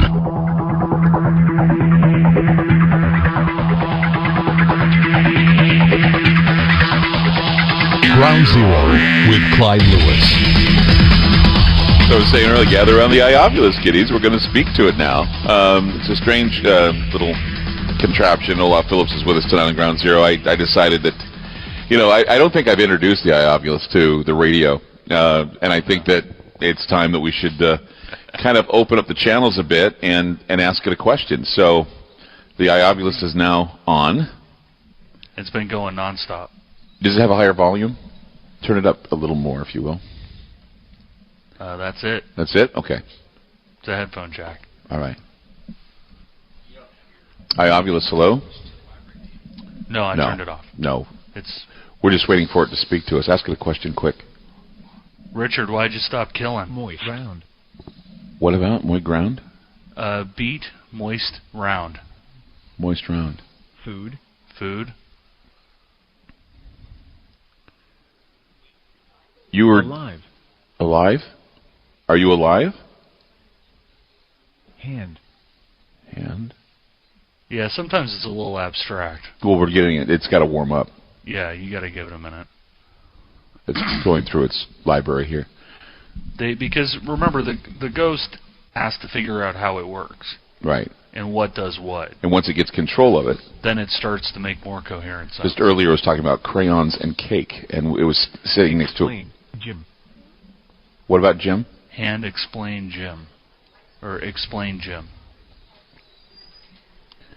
I mean, it's just going nonstop. I've never seen it go this fast. Zodiac, are you here with us right now?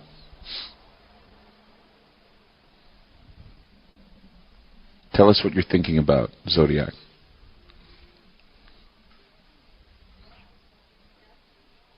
That's weird. It's not It just stopped, didn't it? Yeah. Speak to us now. Get control of the Iovulus and speak to us now.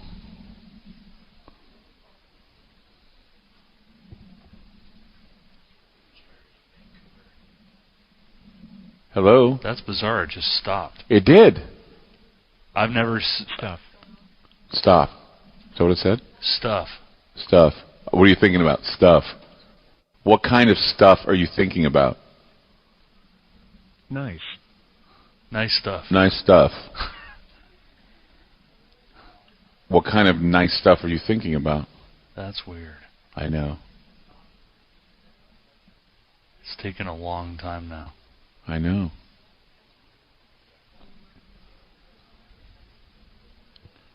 One more time and then we'll go to a call. Are you angry with us for trying? Yeah, are you angry with us? Is that why you're not speaking?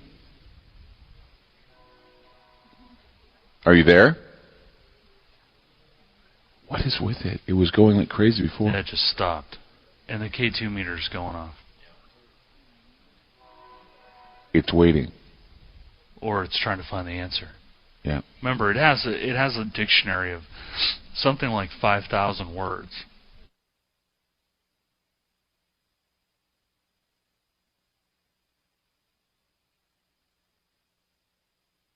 We're calling out to whoever might be in this room. Speak to us. We're on the radio if you want to be heard. Hello? Well, the cameras are going crazy. Hello? Hi. Hello, who are you? Are you the Zodiac? Tell us. Did you hear yes? No, I didn't hear yes. I heard yep. There it was. Yep. Oh my God, did you hear that? Are you the Zodiac? Tell us. Did you hear yes? No, I didn't hear yes. I heard yep. There it was. Yep. Oh my God, did you hear that? This is a pulse that's scanning the room. Listen. Speak. Did you hear that? Hello? When you save on auto insurance for driving safe with USAA Safe Pilot, you'll feel like a big deal, even in a traffic jam. Save up to 30% with USAA Safe Pilot. Restrictions apply. This may be the thing that'll give them that proof. Maybe something that will wake them up to the possibility. Right now, I'm having a panic attack. Hold on a second. Hold on. Excuse me. This is not good. What? Am I going to be okay? I don't know if I'm going to be okay. Where is everybody? Are they going to come in here? Are they monitoring anything? I mean, I feel alone here. I don't know. Okay, hold on a second. I'm sorry. What is going on? Something's happening in the room. What's going on? Are you feeling anything? You're feeling something too? Something's going on. Where are the guys investigating? Get them in here. Something is going on.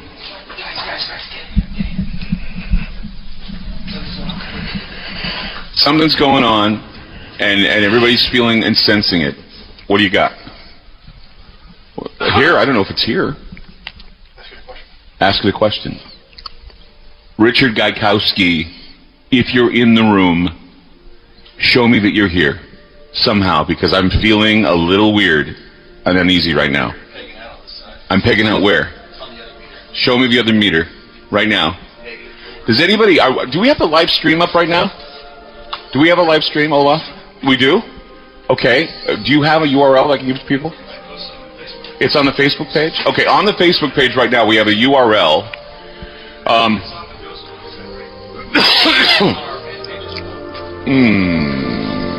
Something's wrong with me. Hold on a second. You sent who? Okay. I'm having a panic attack right now, and it's not a good feeling. Something's wrong with me. I don't know what's going on here. See, I have the waist cam right by me. I may throw up. I can't believe this happened to me right now on the air. What? No. Wait, hold on. Oh my God. Okay. This is scaring me. What's going on here? What? Are we going to go to a break? Oh crap. Oh gosh.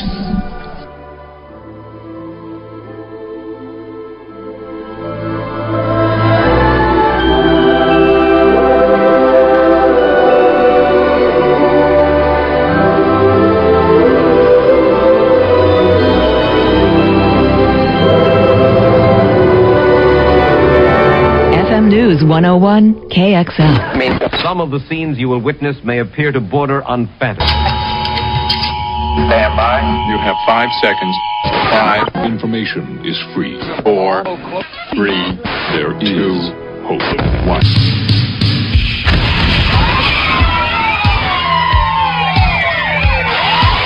The loudspeaker spoke up and said, "Wait, Jimmy." The loudspeaker spoke up and said,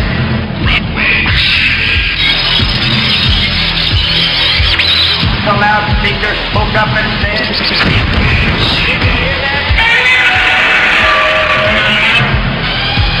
give up,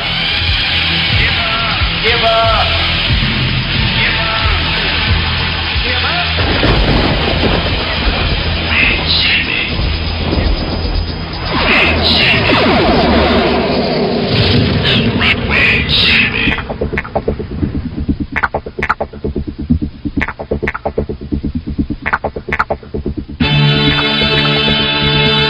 I'm Clyde Lewis, and this is Ground Zero. I want to ask a question about tonight's show. And I want to ask it because I've been getting some phone calls from a few people who are concerned about what we're doing here. And a lot of people have been concerned from the get-go about what we're doing here. A lot of people claim that while listening to the program tonight, they're feeling as though the Zodiac killer or the entity is sucking their energy away from them. And many people are feeling as though that that's why they feel a sense of dread that they cannot describe. And so I was curious because, you know, we've heard a lot from the guests. We've heard a lot from, you know, a few people who've called in, people who think they know better than me or know better than anyone else. And I just don't want to talk to people like that right now. I want to open the phone lines at 888-673-3700. That's 888-673-3700.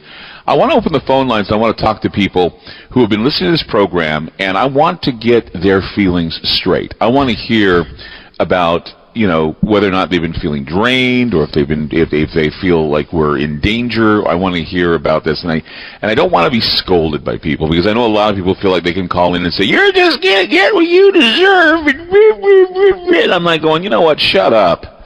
I'm not getting what I deserve. I'm getting what I'm looking for.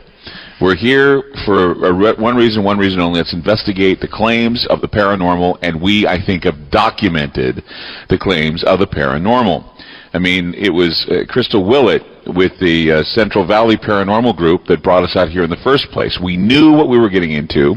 We had no idea, though, that the ghost was going to be that aggressive. We had no idea that we were going to be able to document most of what's going on around us. And it's happening for us, but there are a lot of people out there that have not expressed what I call objective concerns, or at least calling into the program to discuss what they're feeling and what their true feelings are.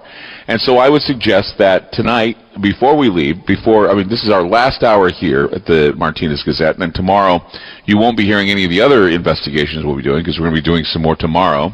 But in the meantime, while we're on the air, this is your opportunity to call in and talk about the past 2 days and what you've been feeling the past 2 days, whether it be dread, fear, danger. Somebody called and wrote me and said they were angry. They said that they felt angry about what they were feeling, because the feeling was some furious anger coming out of them. Some were worried about my safety. People still are worried about my safety. My fiance, of course, was concerned. She called me during one of the breaks, and she also talked to Larry Overman and said, make sure that everything's taken care of on this end. And so I decided, while we're waiting for the phone calls at 888-673-3700, go back to, I guess, where we started the entire circle, where we go back to speaking with Crystal Willett again of Central Valley Paranormal. And so, Crystal, welcome back to Ground Zero. Oh, thank you.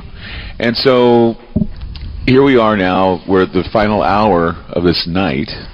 You look like you've been through a lot. Yeah. Because I haven't really been paying attention tonight. I've been talking with so many people, and I've seen you there in the background, and you and I both we had our moment last night where things were kind of out of control. What exactly is happening tonight with the group? What can you report to us tonight that is going on that you're very curious about, and what you've realized about the investigation? We've had some flashlight conversation.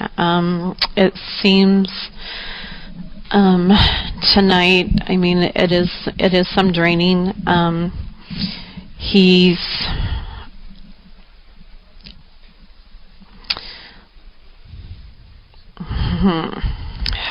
It's hard to, he hasn't been in the limelight near as much. So, I feel there's a little more. Now we're giving him his audience. Mm-hmm. So. And so he basically has come in. He did his little show last night, and tonight he's kind of playing around with all of us. Right. Well, I must tell you that we've had a lot of technical difficulties tonight. I think it's no secret that we have. We've had. And I'm sure that's to be expected. Right out of the gate, we were having technical difficulties with. Now tell me what happened tell me what happened before we came here. There was an explosion here. Now what happened?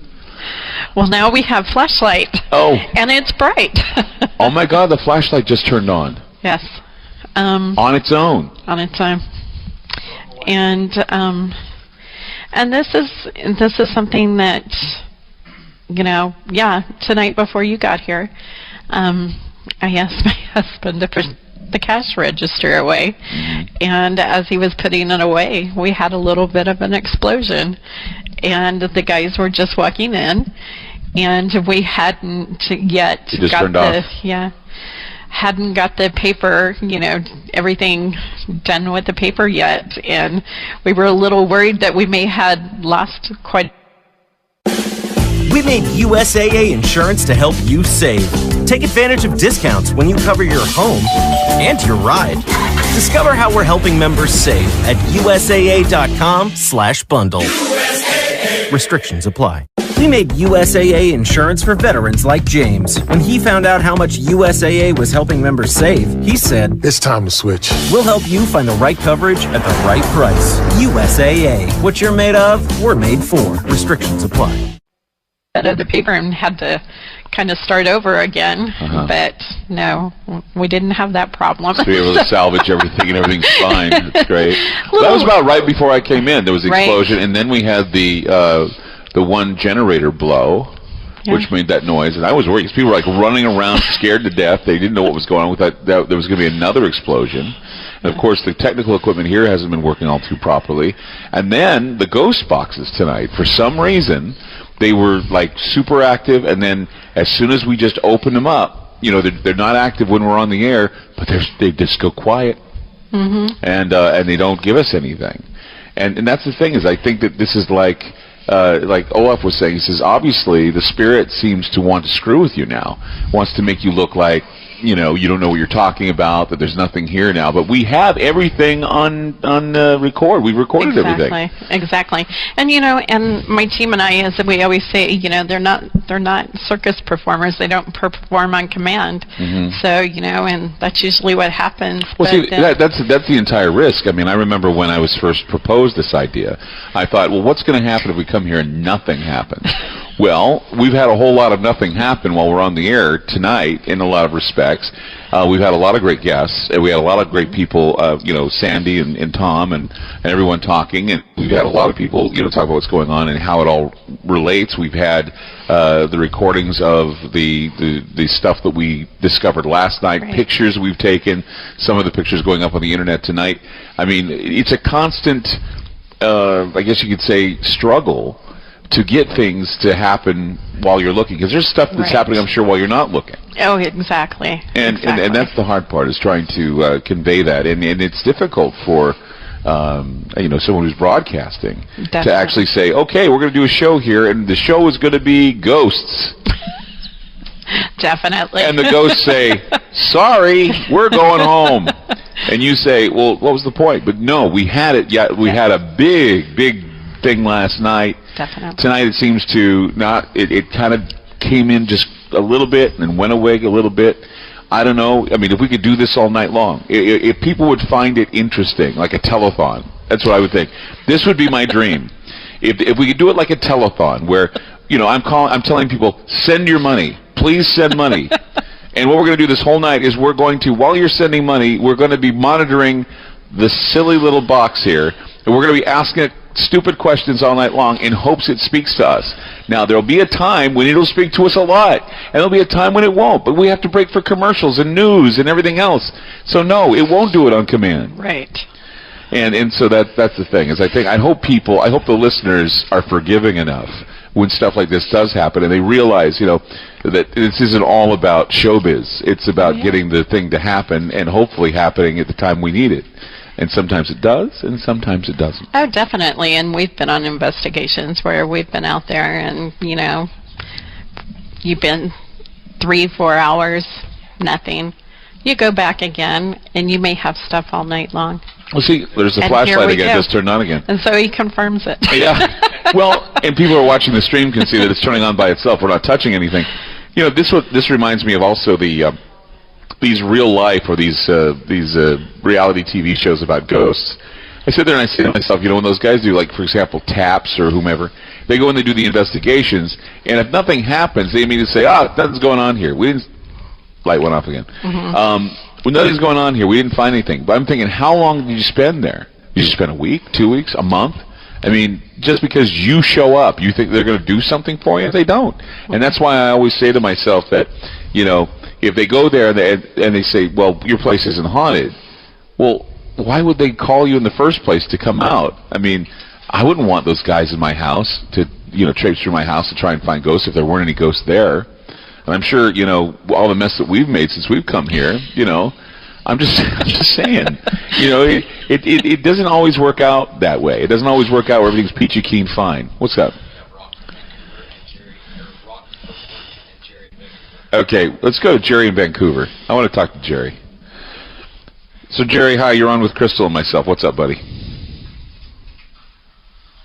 Jerry, you there? There we go. I can hear the phone. Go ahead, Jerry. Hello? Yes. Hi, Clyde. Hey, Jerry. Go ahead. Yeah. Hey. And I was listening to your show at the 10 o'clock hour in Vancouver here, and I noticed that you broke out, and when you broke out, it said feed the spirits when you were talking about or feed the symbols when you were talking about the different symbols that you had going on. Oh, really? You heard that? Yes, I did. And so it said feed the symbols. Yes, it did. Ooh, and the light just came on when I said it, and it's fading. Ooh, Jerry, when you said that, the light came on and then it faded. We have this flashlight, and we're not touching it, and it's coming on by itself. I'm going to turn on. I got goosebumps. Jerry, do you want Jerry? Do you want to try the spirit box? You want to try asking a question to the spirit box? Yeah, Sure. that just sent here. All right, hold on. Let's get the spirit box on. It likes you, Jerry. Hopefully, we'll get something out of it. Jerry, ask the question. What kind of question would you like me to ask? Is this Olaf? No, this is not Olaf. This is the spirit box. You asked the question of the spirits in the room. Rick, are you in the room? Oh my God. You can hear. Listen to that. Do you hear that? I hear some breaking, yes. That is, you're not going to believe what's going on right now. This is amazing.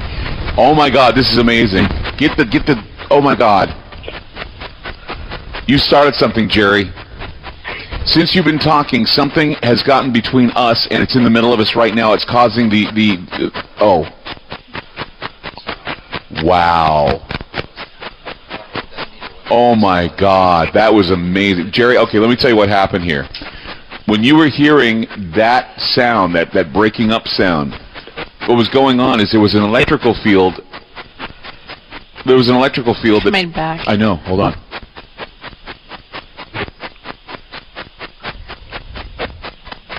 Coming back. You hear the breathing? Jerry, there was an electrical field that came between us, between Crystal and myself, and it caused the meter to go absolutely crazy. And that's what you were hearing. You were hearing the meter just like, it was like burning up. What? You okay? What's going on? Oh, yeah, we're taking pictures now. Who's taking pictures? What's that? You heard trying to say something to you? Yeah. That was amazing, Jerry. You wouldn't believe how amazing it was to watch that. We heard it. We could see it. Hold on. You're standing out there. Things happen, you know. Hold on.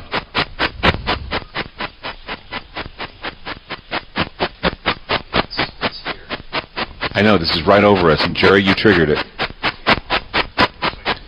You missed it entirely. It's colder than hell now. Jerry, I don't know what you've done. It's getting louder, Jerry. Yeah, I can hear it getting louder through the phone. You just got touched? I'm getting touched. Oh my God. Kill the lights, guys. Oh, I don't know. Oh, we need that light. Forget it. We need that light. Don't move. It's okay. I thought we had other lights on. I wish we had some candles.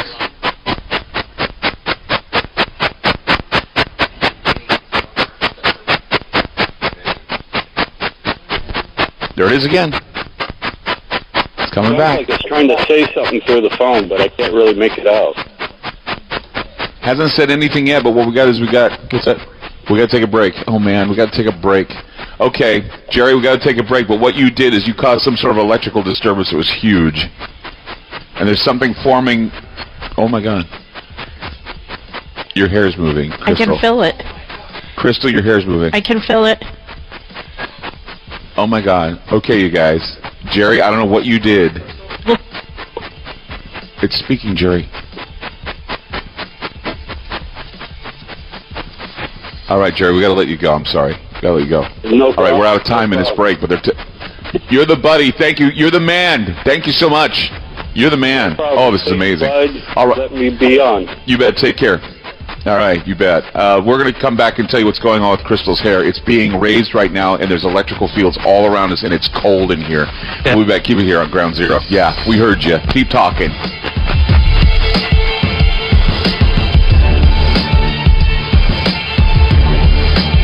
FM News 101 KXL. Back to Ground Zero with Clyde Lewis on FM News 101.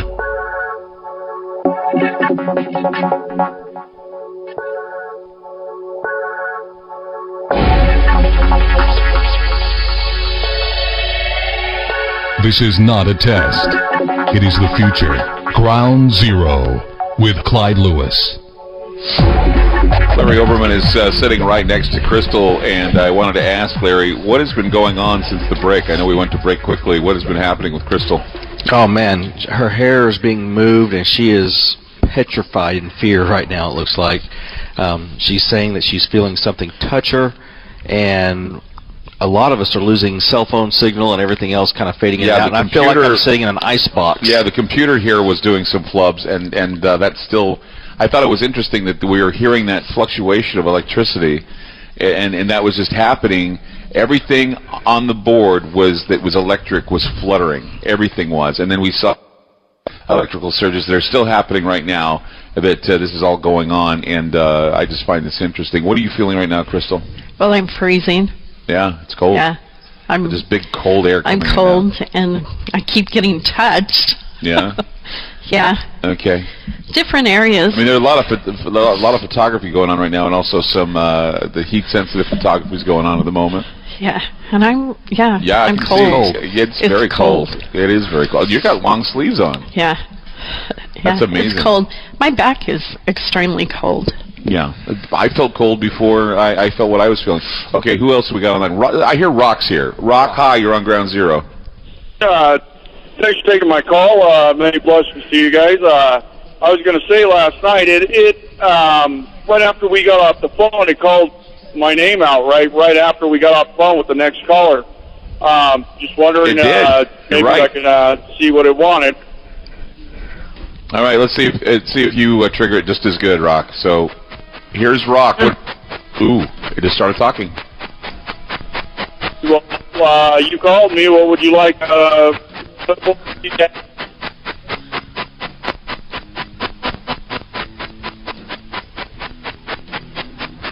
Rock, hold the phone. We don't have enough time. We're going to hold you over, and then we're going to have you ask again. Okay, Rock?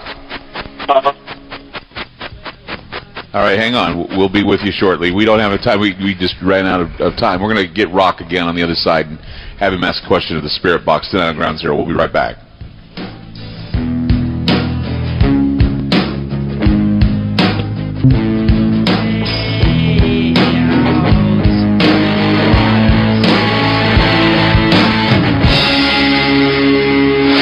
FM News 101 KXL.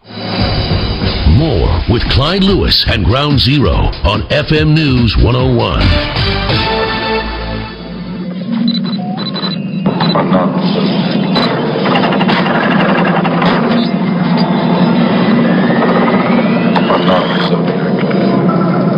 Dear editor, this is the murderer of the two teenagers last Christmas at Lake Herman and the girl on the 4th of July. I want you to print this cipher on the front page of your paper.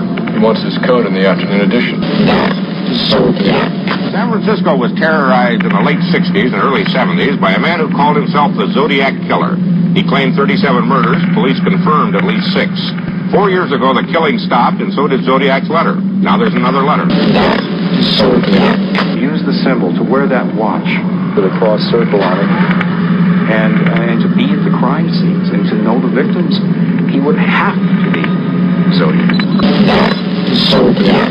This is a photograph of the so-called exorcist letter from the Zodiac, showing what investigators almost 40 years ago said they found on that letter, a writer's palm print. My understanding, the palm print that was yielded by the chemical analysis of this letter was compared with a negative result to Arthur Lee Allen. Zodiac. He said he was the Zodiac Killer and needed help. Zodiac. It's Richard Joseph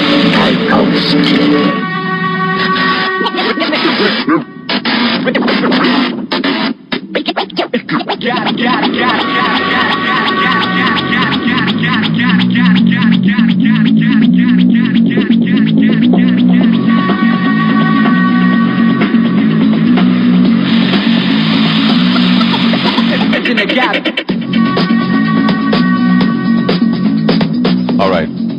888-673-3700. That's 888-673-3700. The final stretch of the investigation into the Zodiac tonight. bring Rock back. You want to ask a question of the radio, and we didn't have time for him. So, Rock, you back? Yes, I am. I had to reset my phone. Well, okay. I guess I'm going to ask the Spirit Box question. Well, what did it want?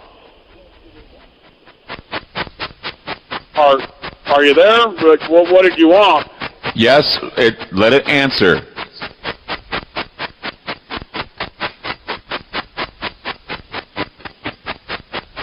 Oh. What was that? I don't know. The flashlight we have established for yes turned on when he asked if he was here, so the light's lighting up. So the light turned on for yes. You called my name out clear as day yesterday. What would you like to say? It said Rock again. That's what it was. Just realized. Ooh.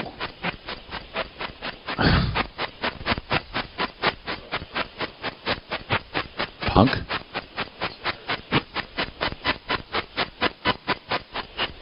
What would you like with Rock?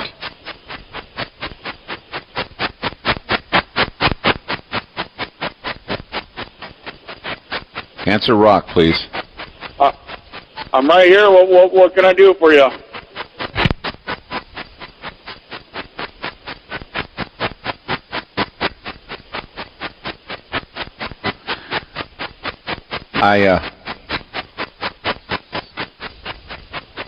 I think he just said Rock and then he said Punk.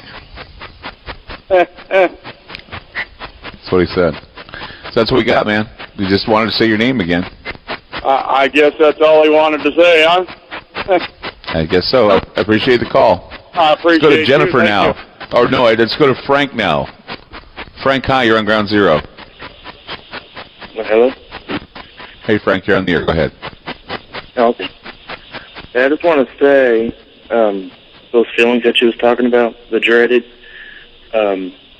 that's what I've been kind of feeling today.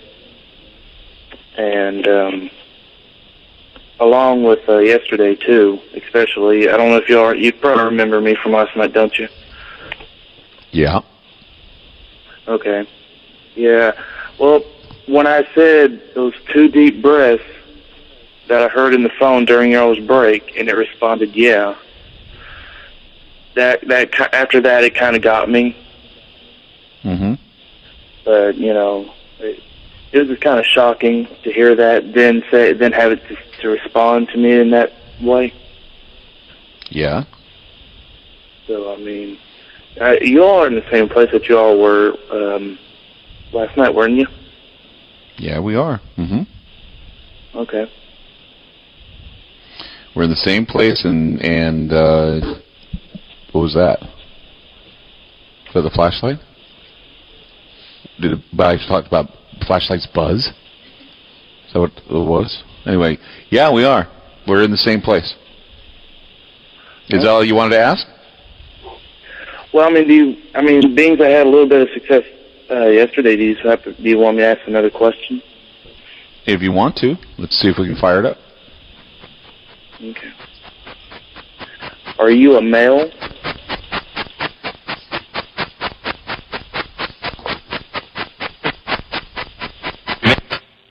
Yep. Do you have a bad history?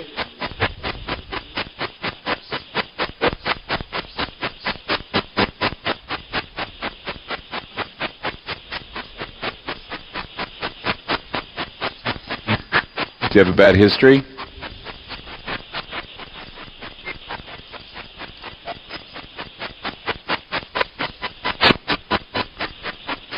It's not answering that. Do you remember me from last night?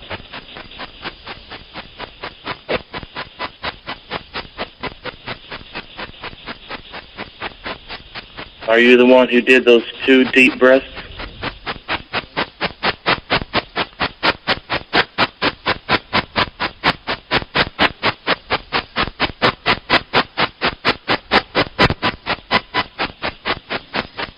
It's not answering anymore.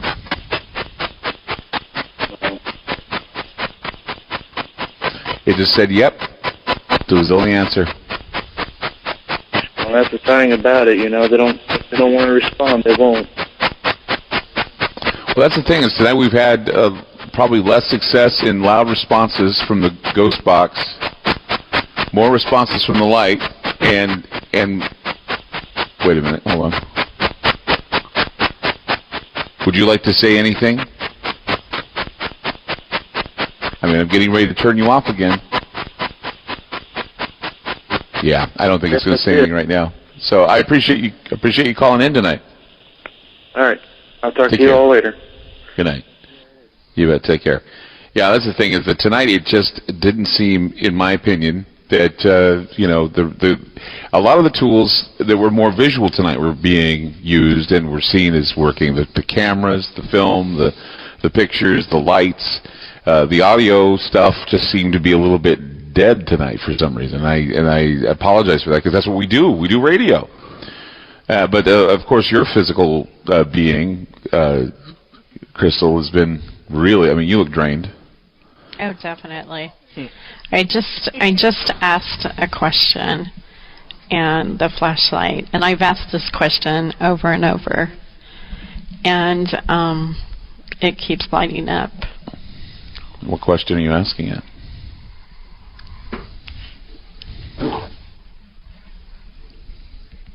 Ask the question. Can you turn on the spirit box? Sure. While I ask it? Sure.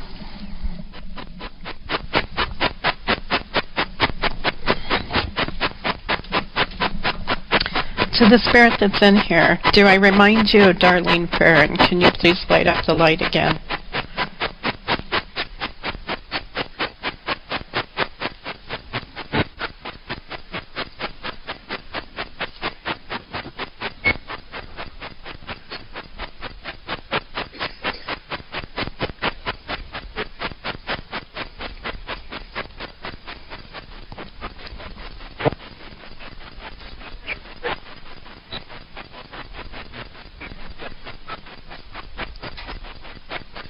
I wish we could enhance that. That was a full sentence.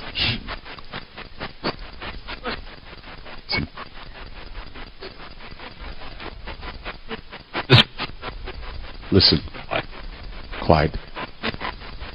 Did you hear that? Mm-hmm. Me.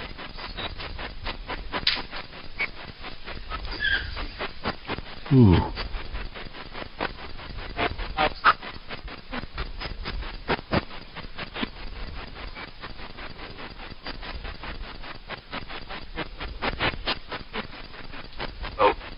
Help.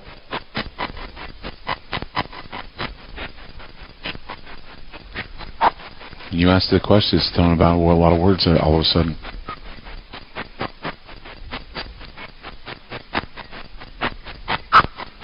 Does Crystal remind you of Darlene Farron? Yep.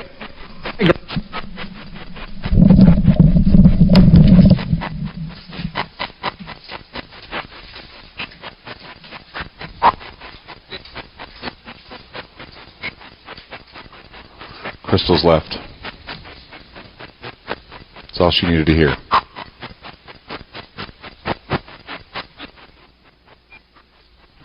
That's really bad. That's sad. Will you go check and see if she's okay? Yeah, go ahead. I don't know what's going on here. She just left. As soon as she heard that, she put down the. Yeah, she got upset. She was starting to cry just before she asked the question. Yeah. Anyway. She could be okay? Yeah, she wants to get her around composure back. She wants to be alone for a minute. I understand. I understand. You know, I just took her seat and my heart's starting to race. It's ice cold right here. Yeah. I don't feel cold. I just feel like a shot of adrenaline. Yeah. Yeah, that's weird. I'm freezing, so. Freezing. You got a long sleeve sweater on too. Yeah. Is everything okay out there? Yeah, she's just getting her composure back. Okay. I guess that was the answer. It was what? I think that's the answer she was looking for, I think. Well, it came. Yeah. I mean, if you go looking for it, it's going to come, for sure. Definitely so. Definitely so. I think we should take a break right now. 888-673-3700. It's 888-673-3700, and we'll return. We'll be back.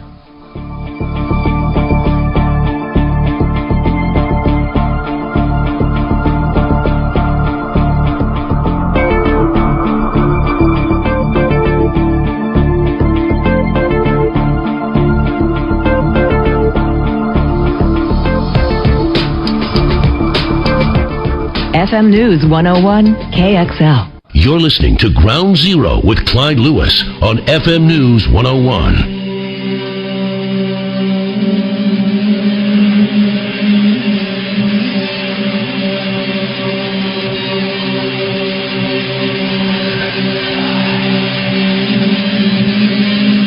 This is not a test. It is the future. Ground Zero with Clyde Lewis. Okay. We are getting Crystal back in the room again. So, Crystal, you were troubled by what you heard, obviously. Yeah. So, why did you react the way you did?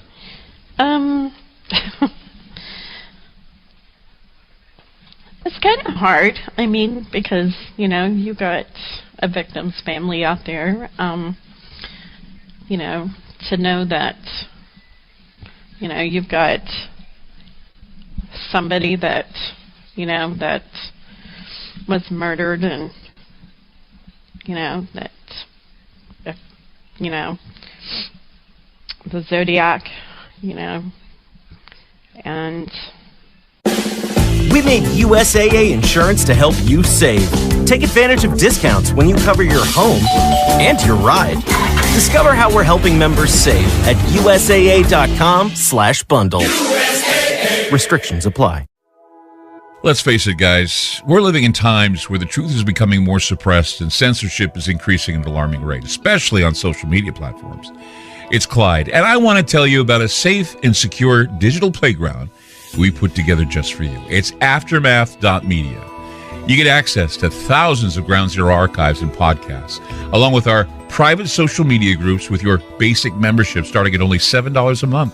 Each subscription includes tech support, access to the RSS feeds, along with our own chat room and Telegram channel.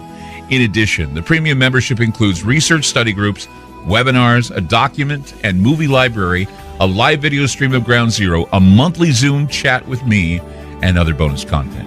Be sure to check out our yearly specials as well. Sign up today while you're thinking about it. Sign up at Aftermath.media. Again, that's Aftermath.media.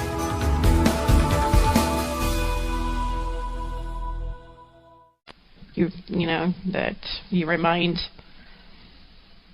a ghost or a spirit of that person and you're, tormented by that.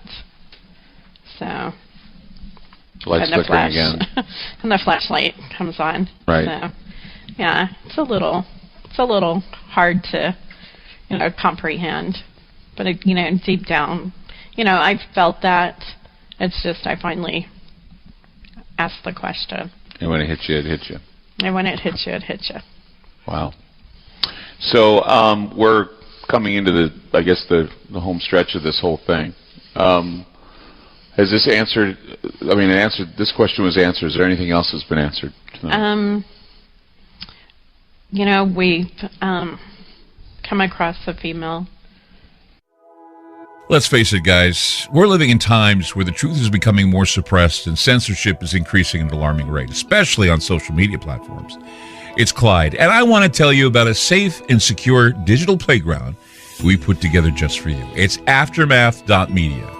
You get access to thousands of Ground Zero archives and podcasts, along with our private social media groups with your basic membership starting at only $7 a month. Each subscription includes tech support, access to the RSS feeds, along with our own chat room and Telegram channel. In addition, the premium membership includes research study groups, webinars, a document and movie library, a live video stream of Ground Zero, a monthly Zoom chat with me, and other bonus content. Be sure to check out our yearly specials as well. Sign up today while you're thinking about it. Sign up at Aftermath.media. Again, that's Aftermath.media.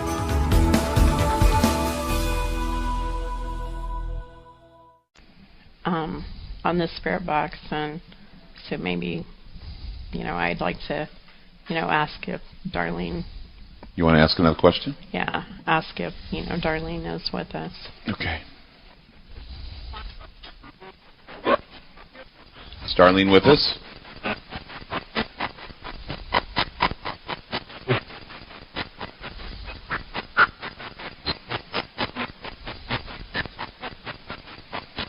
Go ahead and ask again. Darlene, are you with us?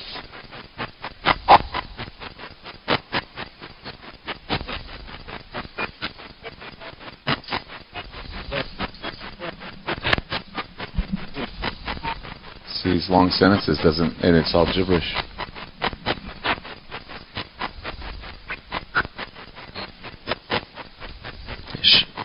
Darlene, are you a slave?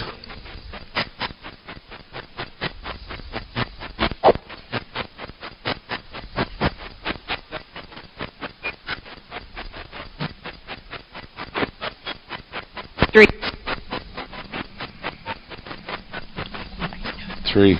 What? Are these the 3 prostitutes that were murdered? Can you say yes?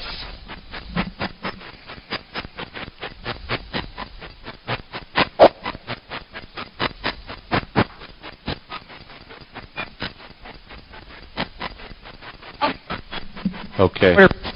We're here. You hear it? Said, okay, we're here. They're trying to talk.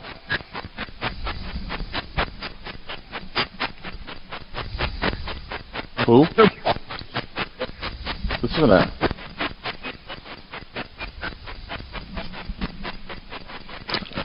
I am covered from head to toe in chills. The 3 prostitutes.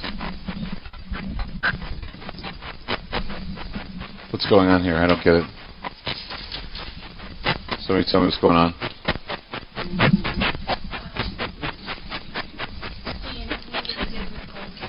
Oh, you did an interview with Cold Catcher and what happened?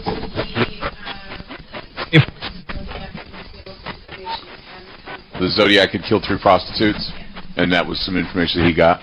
Are we wrapping up? I guess we're on the end of the show right now. Well, more to come, I guess.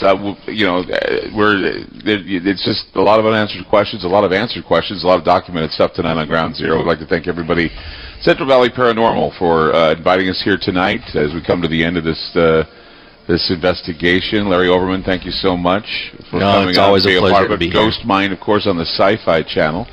And I'd like to thank especially, all the crew here were thanked last night. And we'd like to thank Olaf Phillips again for arranging this as well. And James Evan Pilato, who's been holding the ship pretty much down for the past 2 days.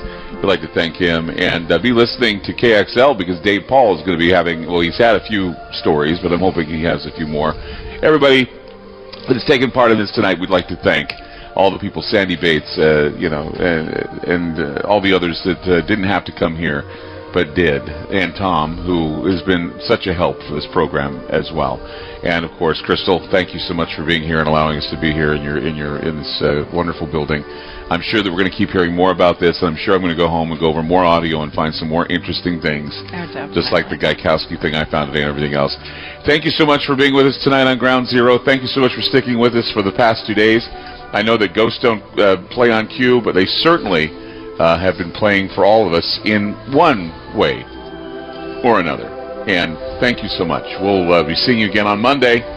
Have a good night and have a great weekend from Ground Zero.